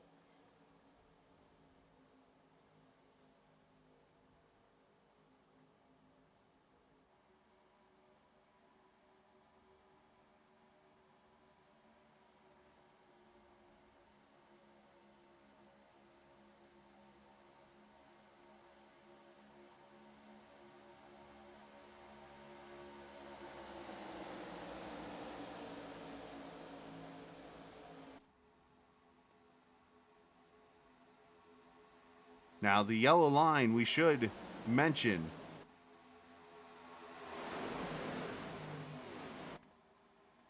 obviously has been played or put into effect tonight, and it's been in effect.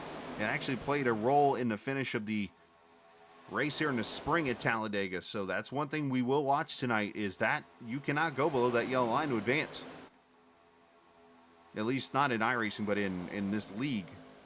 iRacing technically can get away with it, but a lot of people bark about it when they do. So Austin says in chat he's +2 right now. I wonder if that will change as he leads here, because remember, he's punching a big hole in the air right now.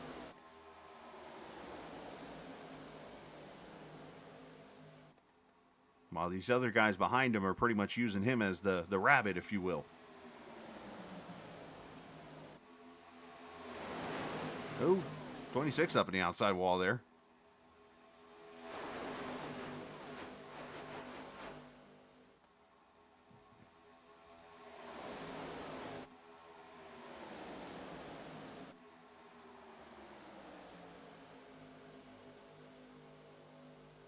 As we hit 14 to go.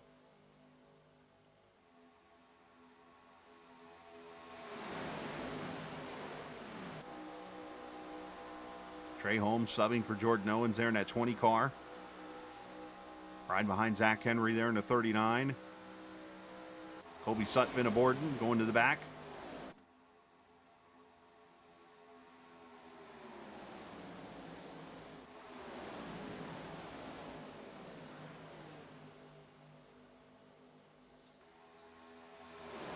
I mean, the longer we get into this race,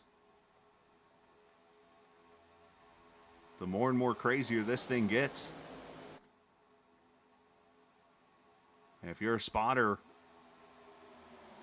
like Brantley is for Mark Whitley here, I mean, you got to think he's probably being as communicative as possible here with the 77, telling him what's going on around him, who's getting what pushes. It was one of the cool things I had the honor to do. I don't really get a chance to talk to the guy anymore because he's got a lot busier and more important things to worry about. But one cool thing I did get to do about a year ago, maybe a little over a year ago, was actually spot a league race here for Austin Hill. And yes, that's the same Austin Hill that has been pretty good at the super speedways for Richard Childress Racing. And we actually came to about right here off turn 4 leading. And he unfortunately got taken out by a car behind him that just lifted him off the ground and hooked him. But it was so cool to communicate with him and be able to share, like, I was almost like just kind of trying to paint the picture around him of what's going on, who's got what runs and that kind of thing. And it was a cool experience for me because, there's always been that thought in the back of my mind. I wonder how good of a spotter I could be, and that was kind of a neat deal. But I totally can picture right now in my head how Brantley's doing there with Mark, telling him how, hey, the inside line's getting a run right now. You got the 42 behind, 9 coming up to push the 42 right now. It's just, you got a driver that has only so many things, and that's all these drivers in this car that can only see so much. So when you have a live person, as looks like the Sutphins are coming to pit road, you only have so much you can see and do. So it's good to have a live ear in your ear to tell you, hey, so-and-so's looking high, like the 87 right now, and that kind of thing.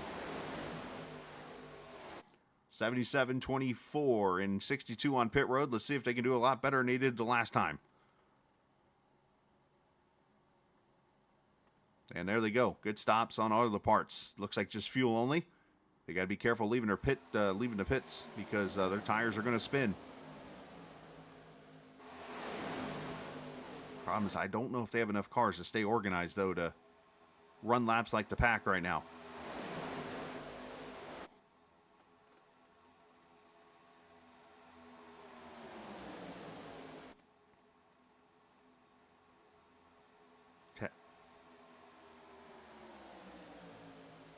Ten laps to go, and you see the chips and soda combo going to the top and going towards the lead. Nick Terrell with help from Matthew Weeks.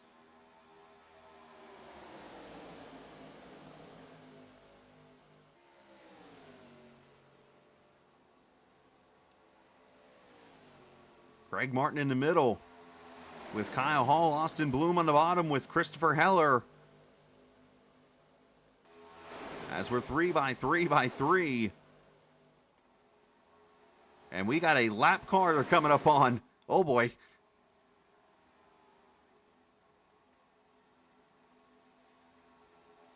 Good job by Stanley to hold his lane up top there. Not sure if there was any communication there, but they did a great job.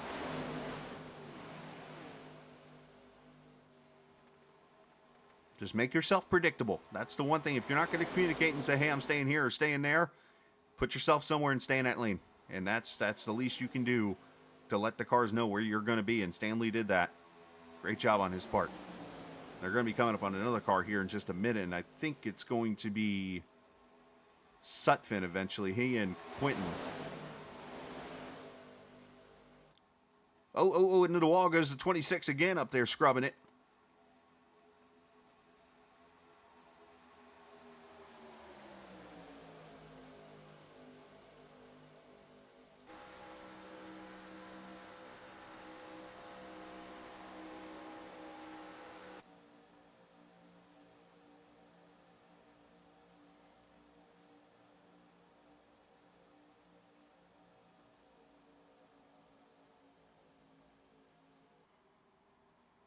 Whitley giving that 8 car a pretty good push there on the bottom side. 22 getting a good run up the middle now of Martin. You can just see the runs, where they're coming from.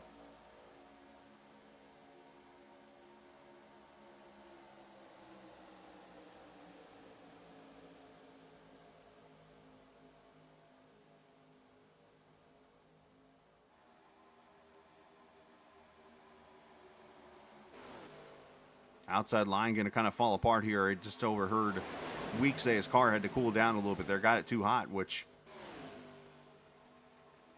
going to hurt that outside line just a little bit here. Can Austin Bloom pull the upset here?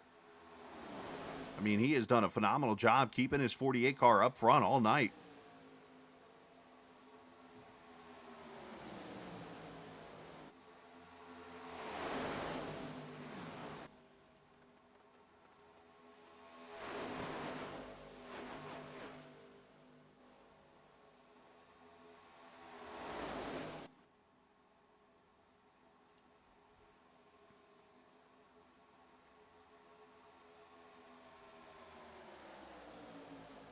Heller, last season's champion, looking to finally break through. It's almost like there's a jinx against the champion from the previous season that keeps them from going to victory lane. At least until late into the season.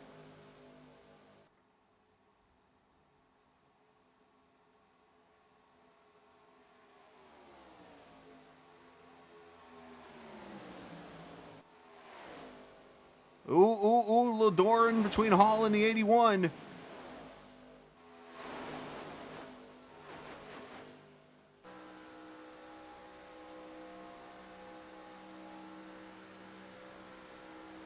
I was going to recap the other races we've had here at Talladega, but for the sakes of jinxing something, I'm not going to say a word.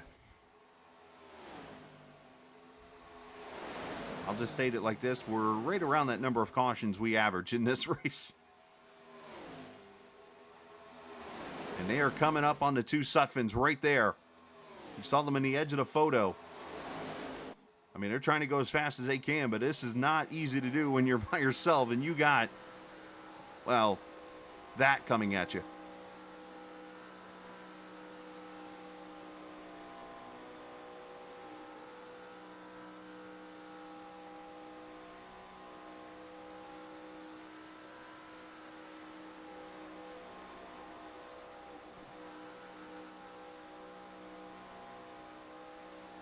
Let's see what they do as the leaders come up on them. They need to decide here pretty quickly.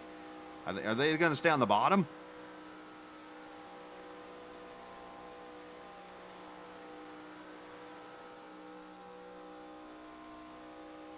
They're going to stay on the bottom. Oh, this could be interesting. You see the cars going to the top side here to avoid this potential situation here.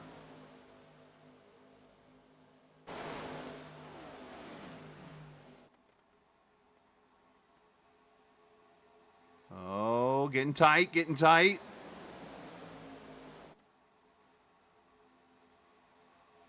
because nobody's going to lift at this point. 3 laps to go, and there they go.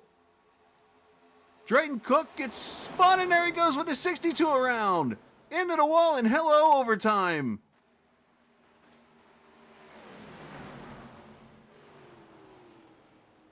And by the way, the Sutphin's also involved.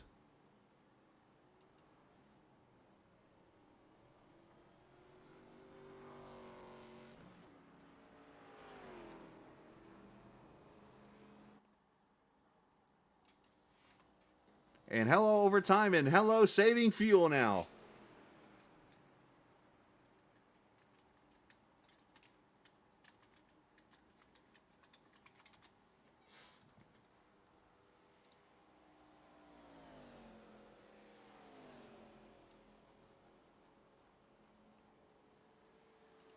Let's see how all this transpires. As you see them going around the 2 Sutphin boys there in the bottom.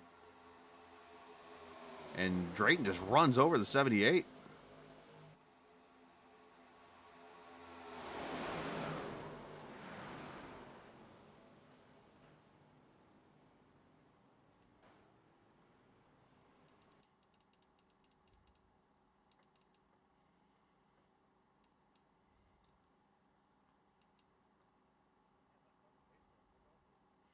I mean, 24 stayed on the yellow line. 78's about a half car up.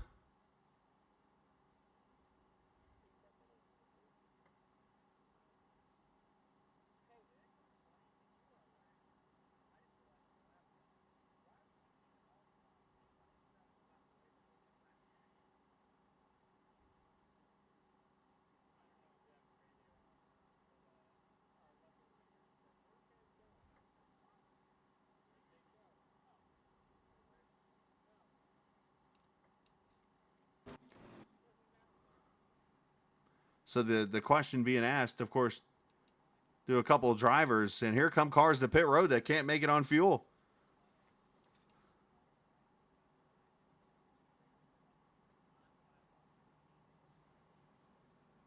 You got people asking, why didn't you guys go to the top? And we've had this discussion. It seems like every race that's on a super speedway.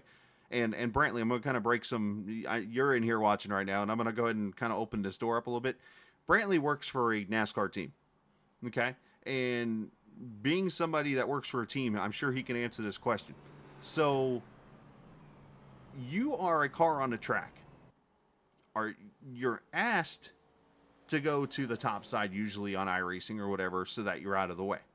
However, it is the lead lap car's job to pass the lap car, no matter the situation. They communicated and said that we will stay on the bottom. They held their lane. It is now the rest of the car's job to go around said cars. So I've debated this so many times with people. And, it seems like people just think that just because you're a lap down, they're obligated to say, get the hell off the track.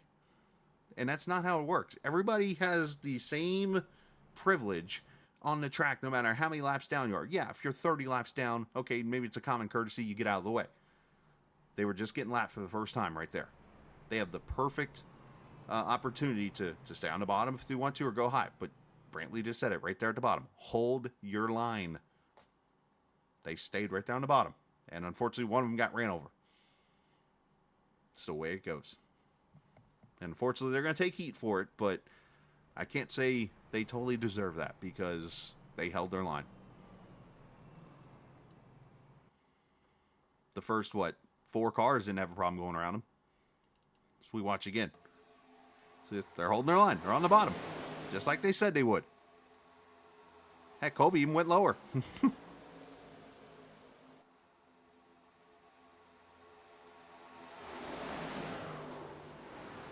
And the caution actually comes out here where the 31 and 62 come together.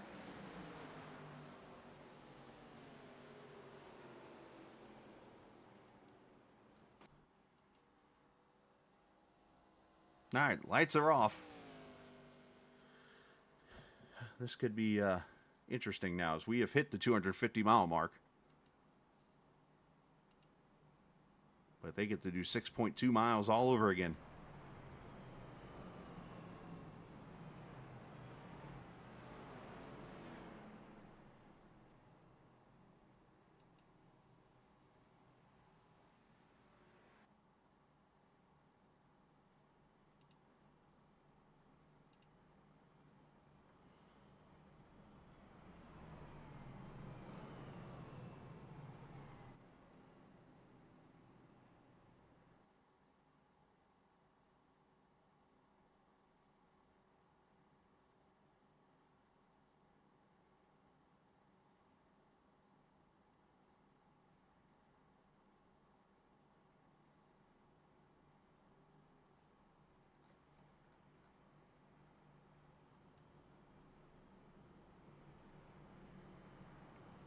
This will be the All-American Cup Series overtime.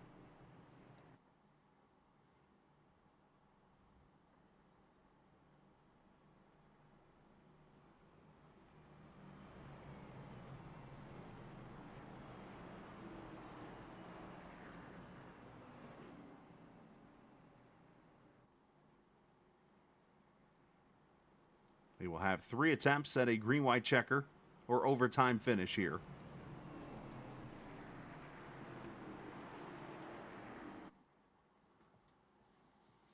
So I say that they have 6.2 miles to get to the finish, but this could happen multiple times.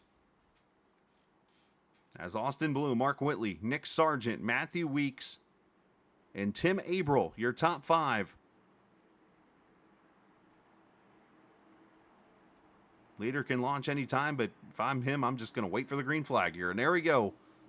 Now we got to watch for the cars that are going to get runs here.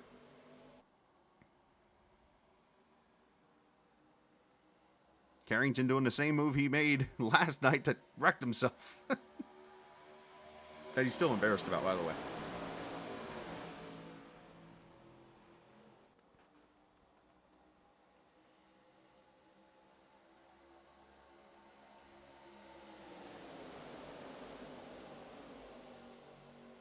Carrington topside by himself right now. Now he's getting some help from Terrell and Husby, but unfortunately not quick enough. Here comes the 20 of Trey Holmes now, who's back in the lead lap. Up there in the middle behind Tim Abril.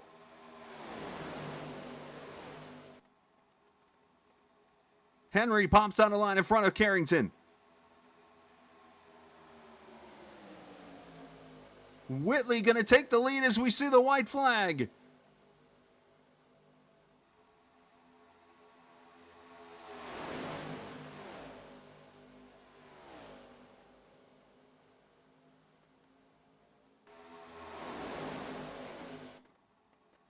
As Ken Squire used to say back in the 70s and 80s, the photo finish camera is in place. We're going to need it, it looks like. 3 by 3 by 3 all the way back. That's 7 rows.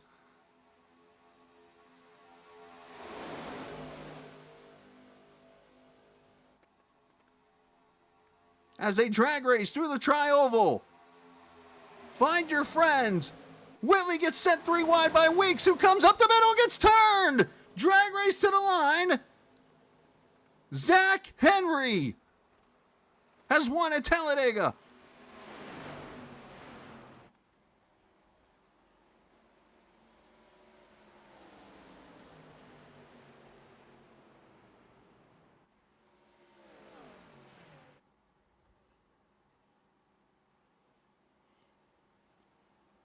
Trey Holmes ends up second.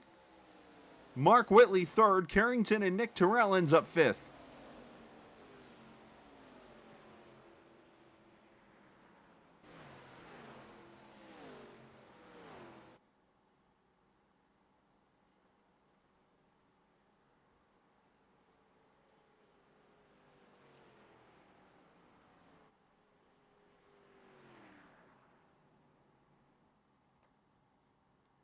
What a way to finish Talladega week.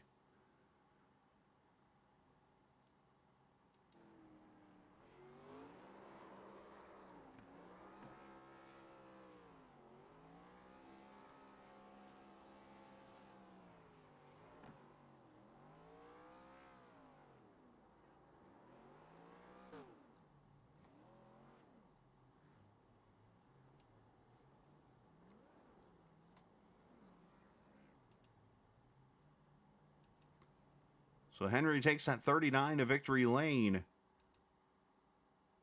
And for Zach, it's his 4th series win in his 19th start. Or I should say 19th race.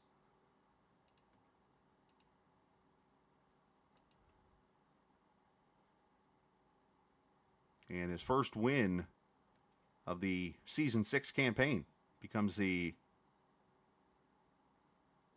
7th different winner. 1, 2, 3, 4, 5, 6, 7. Yeah, 7th different winner on the season.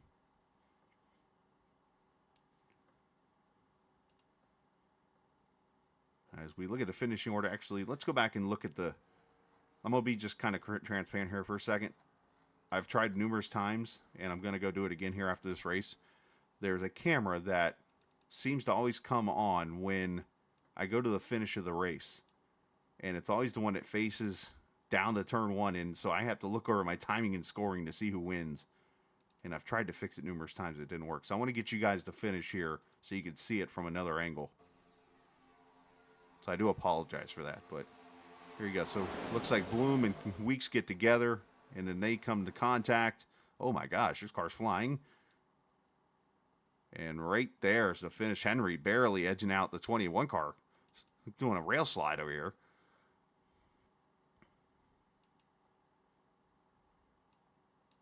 I mean, there's the difference right there. Wow.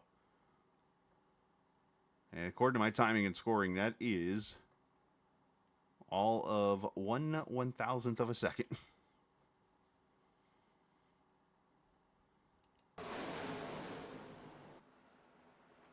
Now somebody's literally doing death rolls over there. It's April. Oh, this ought to be a ride. Let's go on board with April real quick here.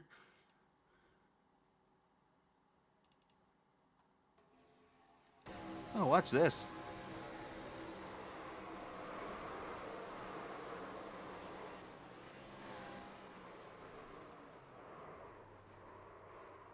I mean, he was literally rolling on the side of his car the whole time.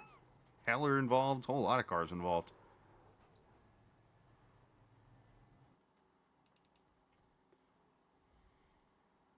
Oh, this is going to come right in your neighborhood. Here, watch this.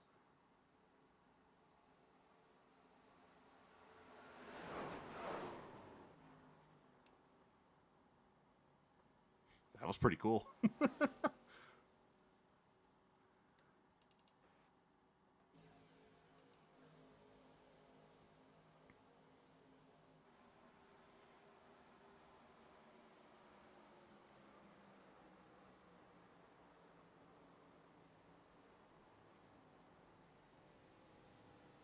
Everybody just racing for the win when it's all said and done.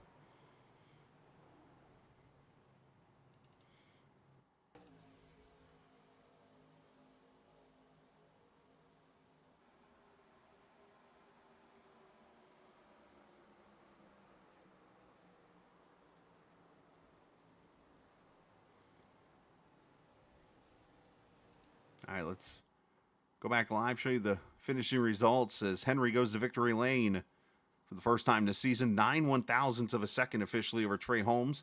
Mark Whitley ends up 3rd. Casey Carrington and Nick Terrell, your top 5. Heller ends up 6th and wrecked. Stephen Melnick, his debut, finishes 7th. Kyle Ether 8th. Mike Husby 9th. And Craig Martin 10th. Stephen Miles finished 11th. Nick Sargent 12th. J.W. Miller 13th. Tim Averill and Kyle Hall end up your top 15 with Matthew Weeks 16th. Shane Gentry 17th. Josh Dillon finishing in the 18th position. 19th going to Drayton Cook. 20th Alex Harrington. 21st to Colby Sutphin with Quentin Sutphin 22nd. Austin Bloom 23rd. Sean Cassidy 24th. And Thomas Stanley 25th. Nick Leo, Chris Lewis, and Terry Frere end up 26th, 27th, and 28th. 29th to Jackson Van Pelt with Jake Vanoski 30th. 31st Carson George. Leslie Law finishes 32nd. Garrett Hess, I think, is still over there checking out the Motorcycle Hall of Fame at Barber Motorsports Park. As we'll talk to our drivers who finished in the top 3.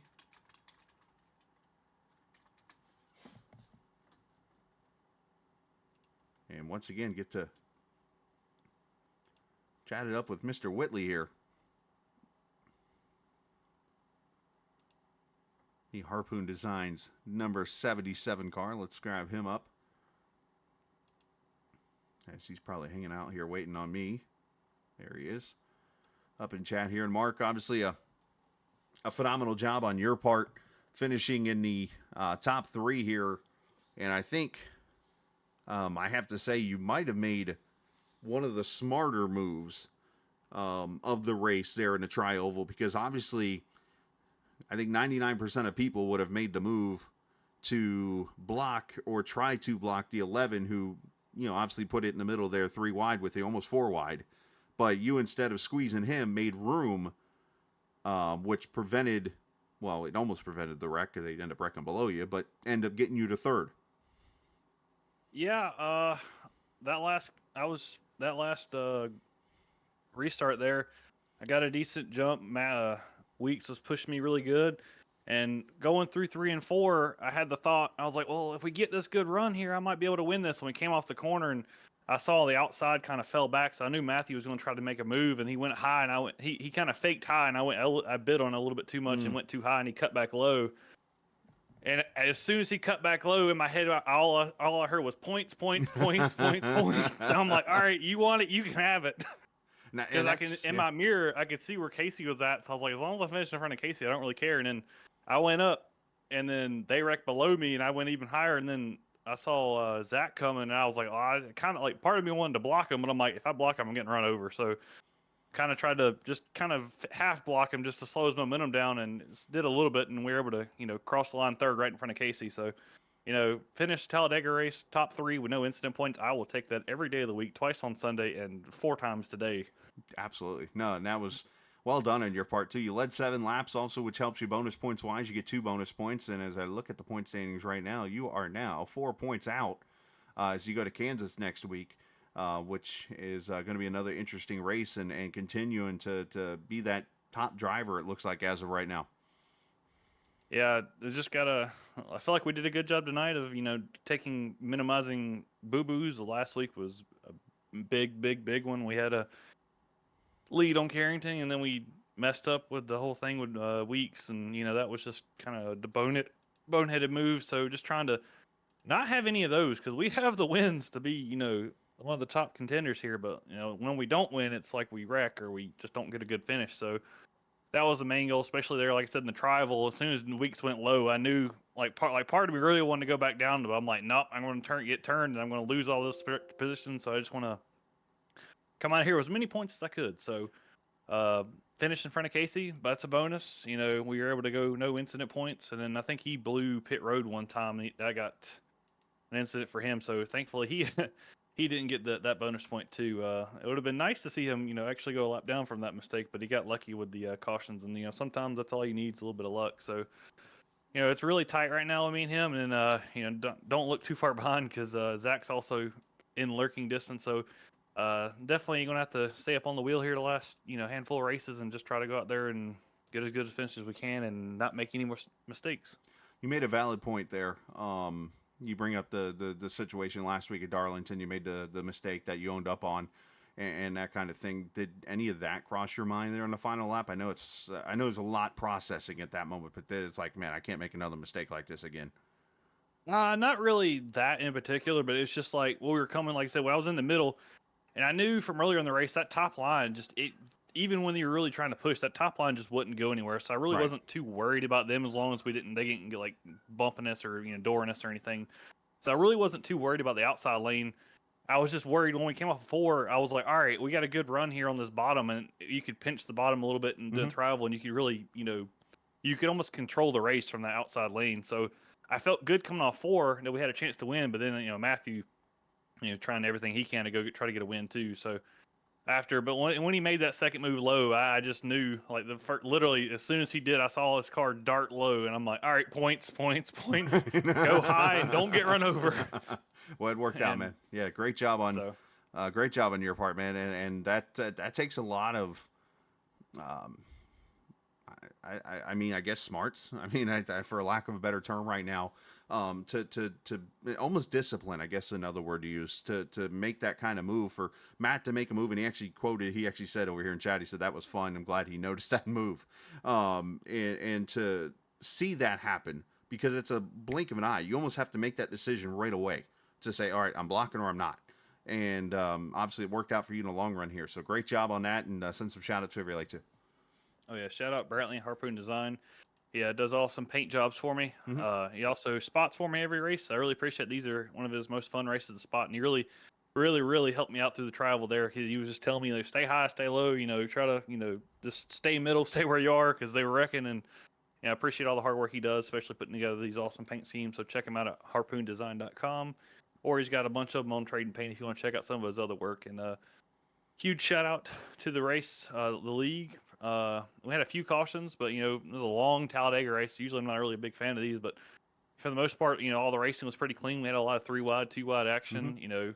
Had 4 cautions and almost 100 laps. I mean, I think that's pretty good. That's one every 25 laps a day with these cars. These cars, especially, it's so easy to just get up under somebody and just jack them up and spin them in front of the whole field. So don't think we really had any of that, except right there at the trioval. But everybody's pushing, trying to come to the win, so that's kind of understandable. So shout out to you for putting on a broadcast, and just hopefully we can continue this good luck, because I was really worried about tonight, and I am beyond relieved. I almost feel better than if I would have won the race. So I really appreciate. I really just relieved right now.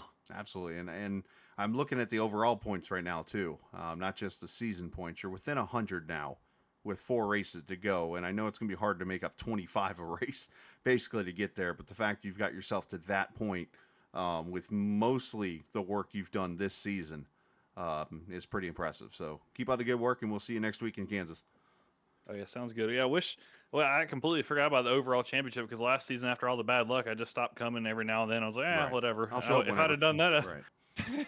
if I remember that, I might have tried to show up a little bit more. But maybe I'll remember that for next year.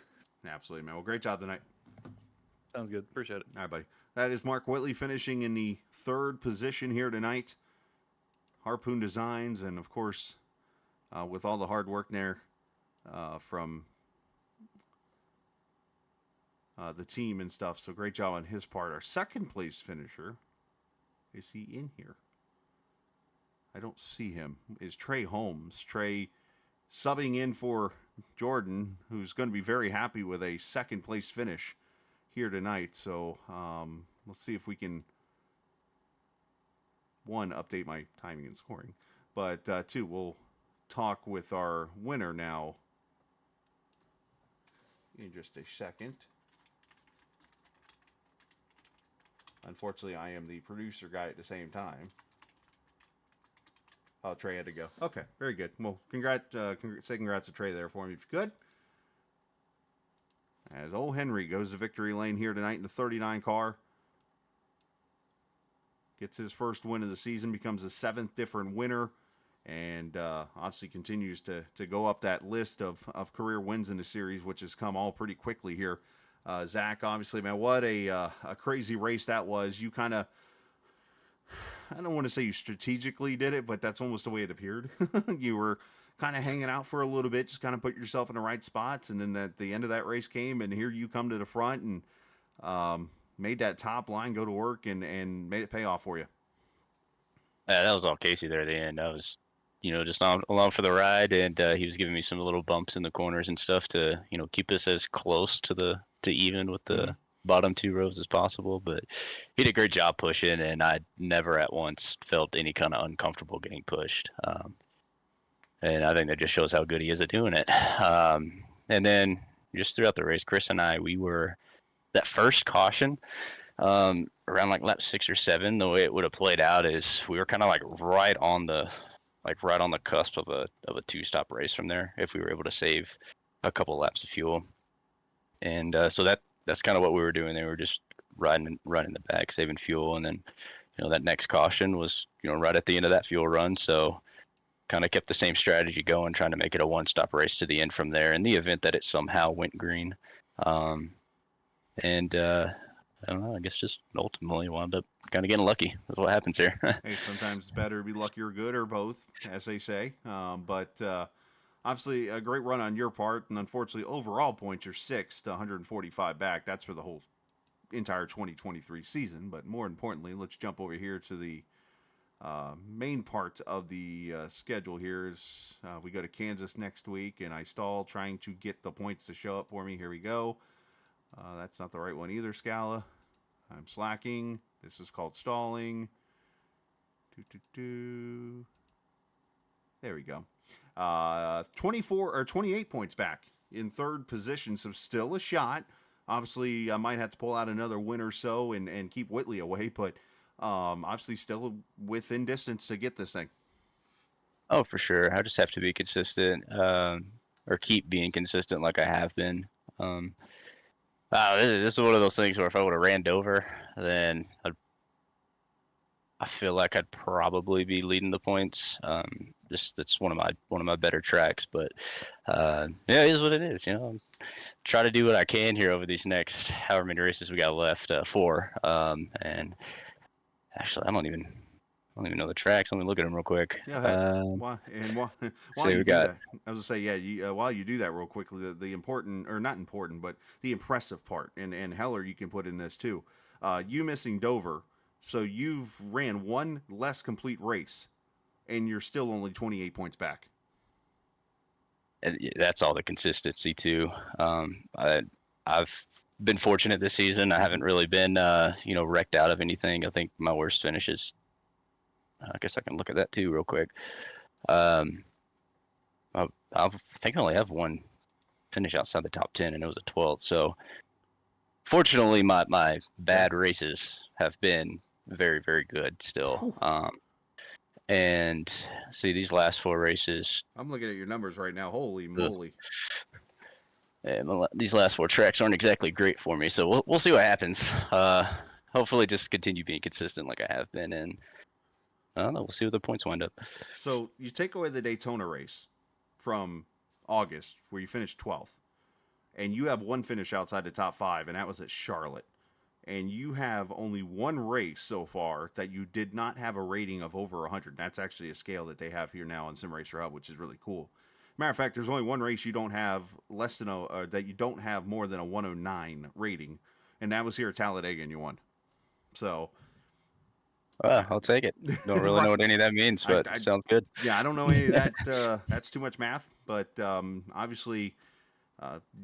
You've shown the numbers to be right up here competing for a championship, and obviously it shows here. So obviously keep up the good work there, and send some shout outs to whoever you like to, man.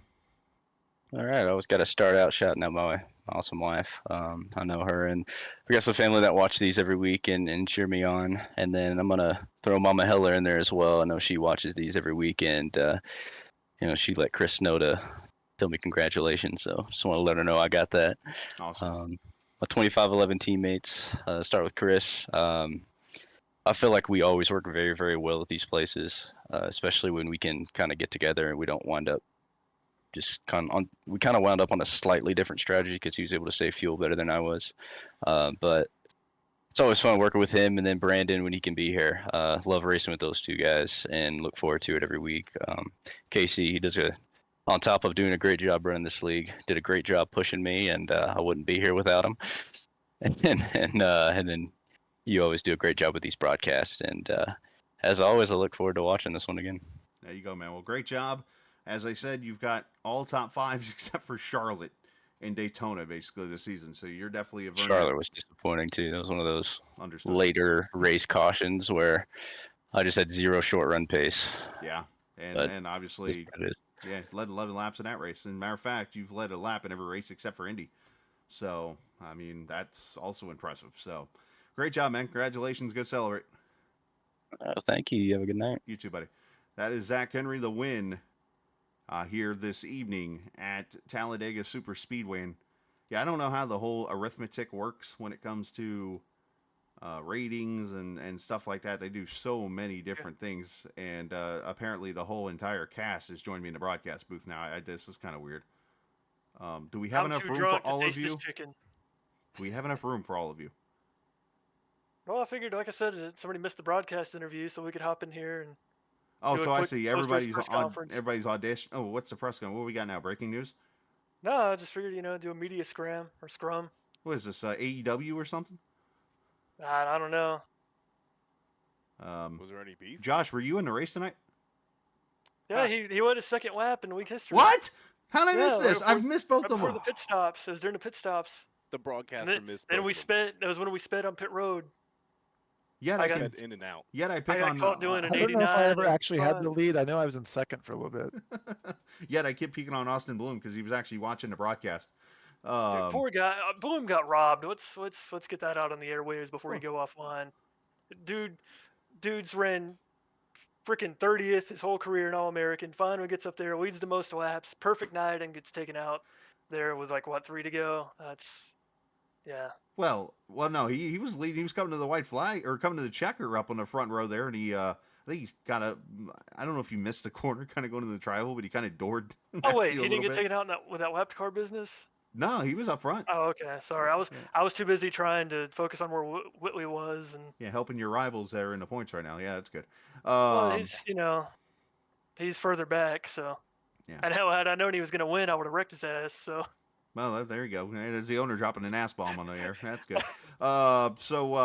Kyle, did you learn from Casey how to not enter pit road? Because I mean, you guys followed each other.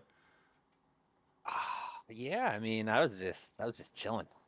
I knew because I got caught speeding yesterday here. I was like, oh, I can't do it again. I was trying hard not to speed. Good call. Good call on that. And Hey, ask Husby about his karting career real quick before we go off yeah, air. yeah. Husby, how's the karting career? Crickets. Casey, you might have to fill in for Husby here. For Yeah, a he second. finished. I'm his interpreter. Sorry, he's Canadian, so it happens. Wow. Yeah, he finished. I think he said 5th out of 35 in his class in karting this season. Wow, so, good job. Yeah, it's Hey. pretty good for him. That's He said something that said some kind of adult karting. I guess it's like topless or something. I don't know. He didn't really elaborate. Whoa, topless out there. Is it warm enough to go topless in Canada? I guess that's why they end the season in October. Probably a Moving to good call Canada. because I mean it's Hey, they're used to the cold like weather. I mean, 50. I was training on with an airplane in South Bend, Indiana today, and it was like 50 degrees and it rained whenever it wanted to, and it was that annoying like misty rain with wind. I figure. I mean, Craig's not in here anymore to pull him up and ask him. I'm pretty sure they sunbathe on those frozen lakes out there. So. they actually literally lay on the lake. They don't lay in the snow next to the lake. They're on the lake. But don't you have an impersonation of Mike? Yeah. So remember, everybody, it's not just a game. It's I iRacing. didn't say me. I said Mike. Oh. Sorry, I say you said me. All right, we're not signing off yet. Hold on, 5 more minutes. He's got to pull up his everybody, soundboard. Hold on, let me pull up the soundboard. Delay. My name is Mike Husby, driver number 19. Thank I you. finished 5th out of 35 in my Canadian adult topless karting this season, and shout out to my sponsor Alpine Graphics, and yeah, this is my 19th season in sim racing. That's why I'm running the number 19. And my name is Mike this Husby, is- driver number 19. This is what happens behind the scenes, just by the way. As awesome. soon as I get done, I go down into their chat, and this is what happens. was Hey, uncanny. Nick Terrell, you were racing like you had a chip on your shoulder tonight, or on your car. Hey, plate races with a great neutralizer. It's my only time I have a chance. Well, now that you made that pun on air, can you retire it after saying it every single week? I do for the say it last every week, don't I? months? Yeah. Yeah. I couldn't dodge it. Sorry. Yeah. I was waiting for the Ricky Bobby joke on my I car. have so many chips on my shoulder. I have bags of them. Well, considering 32 of you finished last tonight, so just saying, got first, your last, true. boys. Shake and bake. All right. Yeah, I'm gonna let these guys go continue their. I mean, half of them are probably underage, anyways. Bye, Chris. Thank you. Thank you, everybody watching. See you next week in Kansas. Be sure to show up. Wow, I get that joke there. Grand opening, grand closing. See you. That's a new one for me. I've never had a whole team espionage me in a race. That was pretty funny, actually.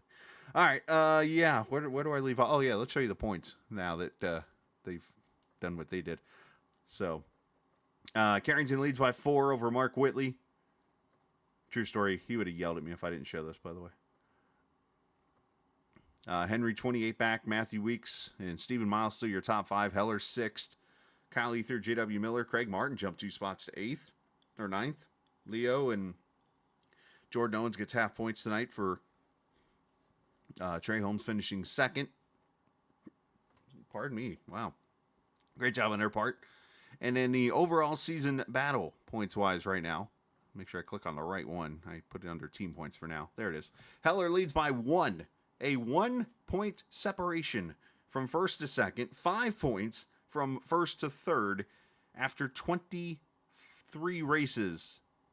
races in the championship. And that's all 24 this season from February to now. That's the separation right now between the top 3 drivers. 49 back is Stephen Miles. He's technically still in it. Whitley keeps winning. He might be still in it. And then you see the rest of the field and how they run as of right now. So a lot of great battles to go here. Got the Rookie of the Year battle. Got the team points battle, which 25-11. Let's see, 1st and 6th. So they're going to get a pretty good jump, I think, here on TI for after tonight. So we'll see what that advantage jumps to by the end. So we'll see how that all turns out. But anyways, off and go enjoy the rest of your weekend. Probably gonna do some AI stuff, so if you're curious and just like weird stuff like I do, you'll see me streaming over the weekend. Come say hello if you'd like to. Otherwise, Casey said it for me. It's not just a game, it's iRacing. See ya!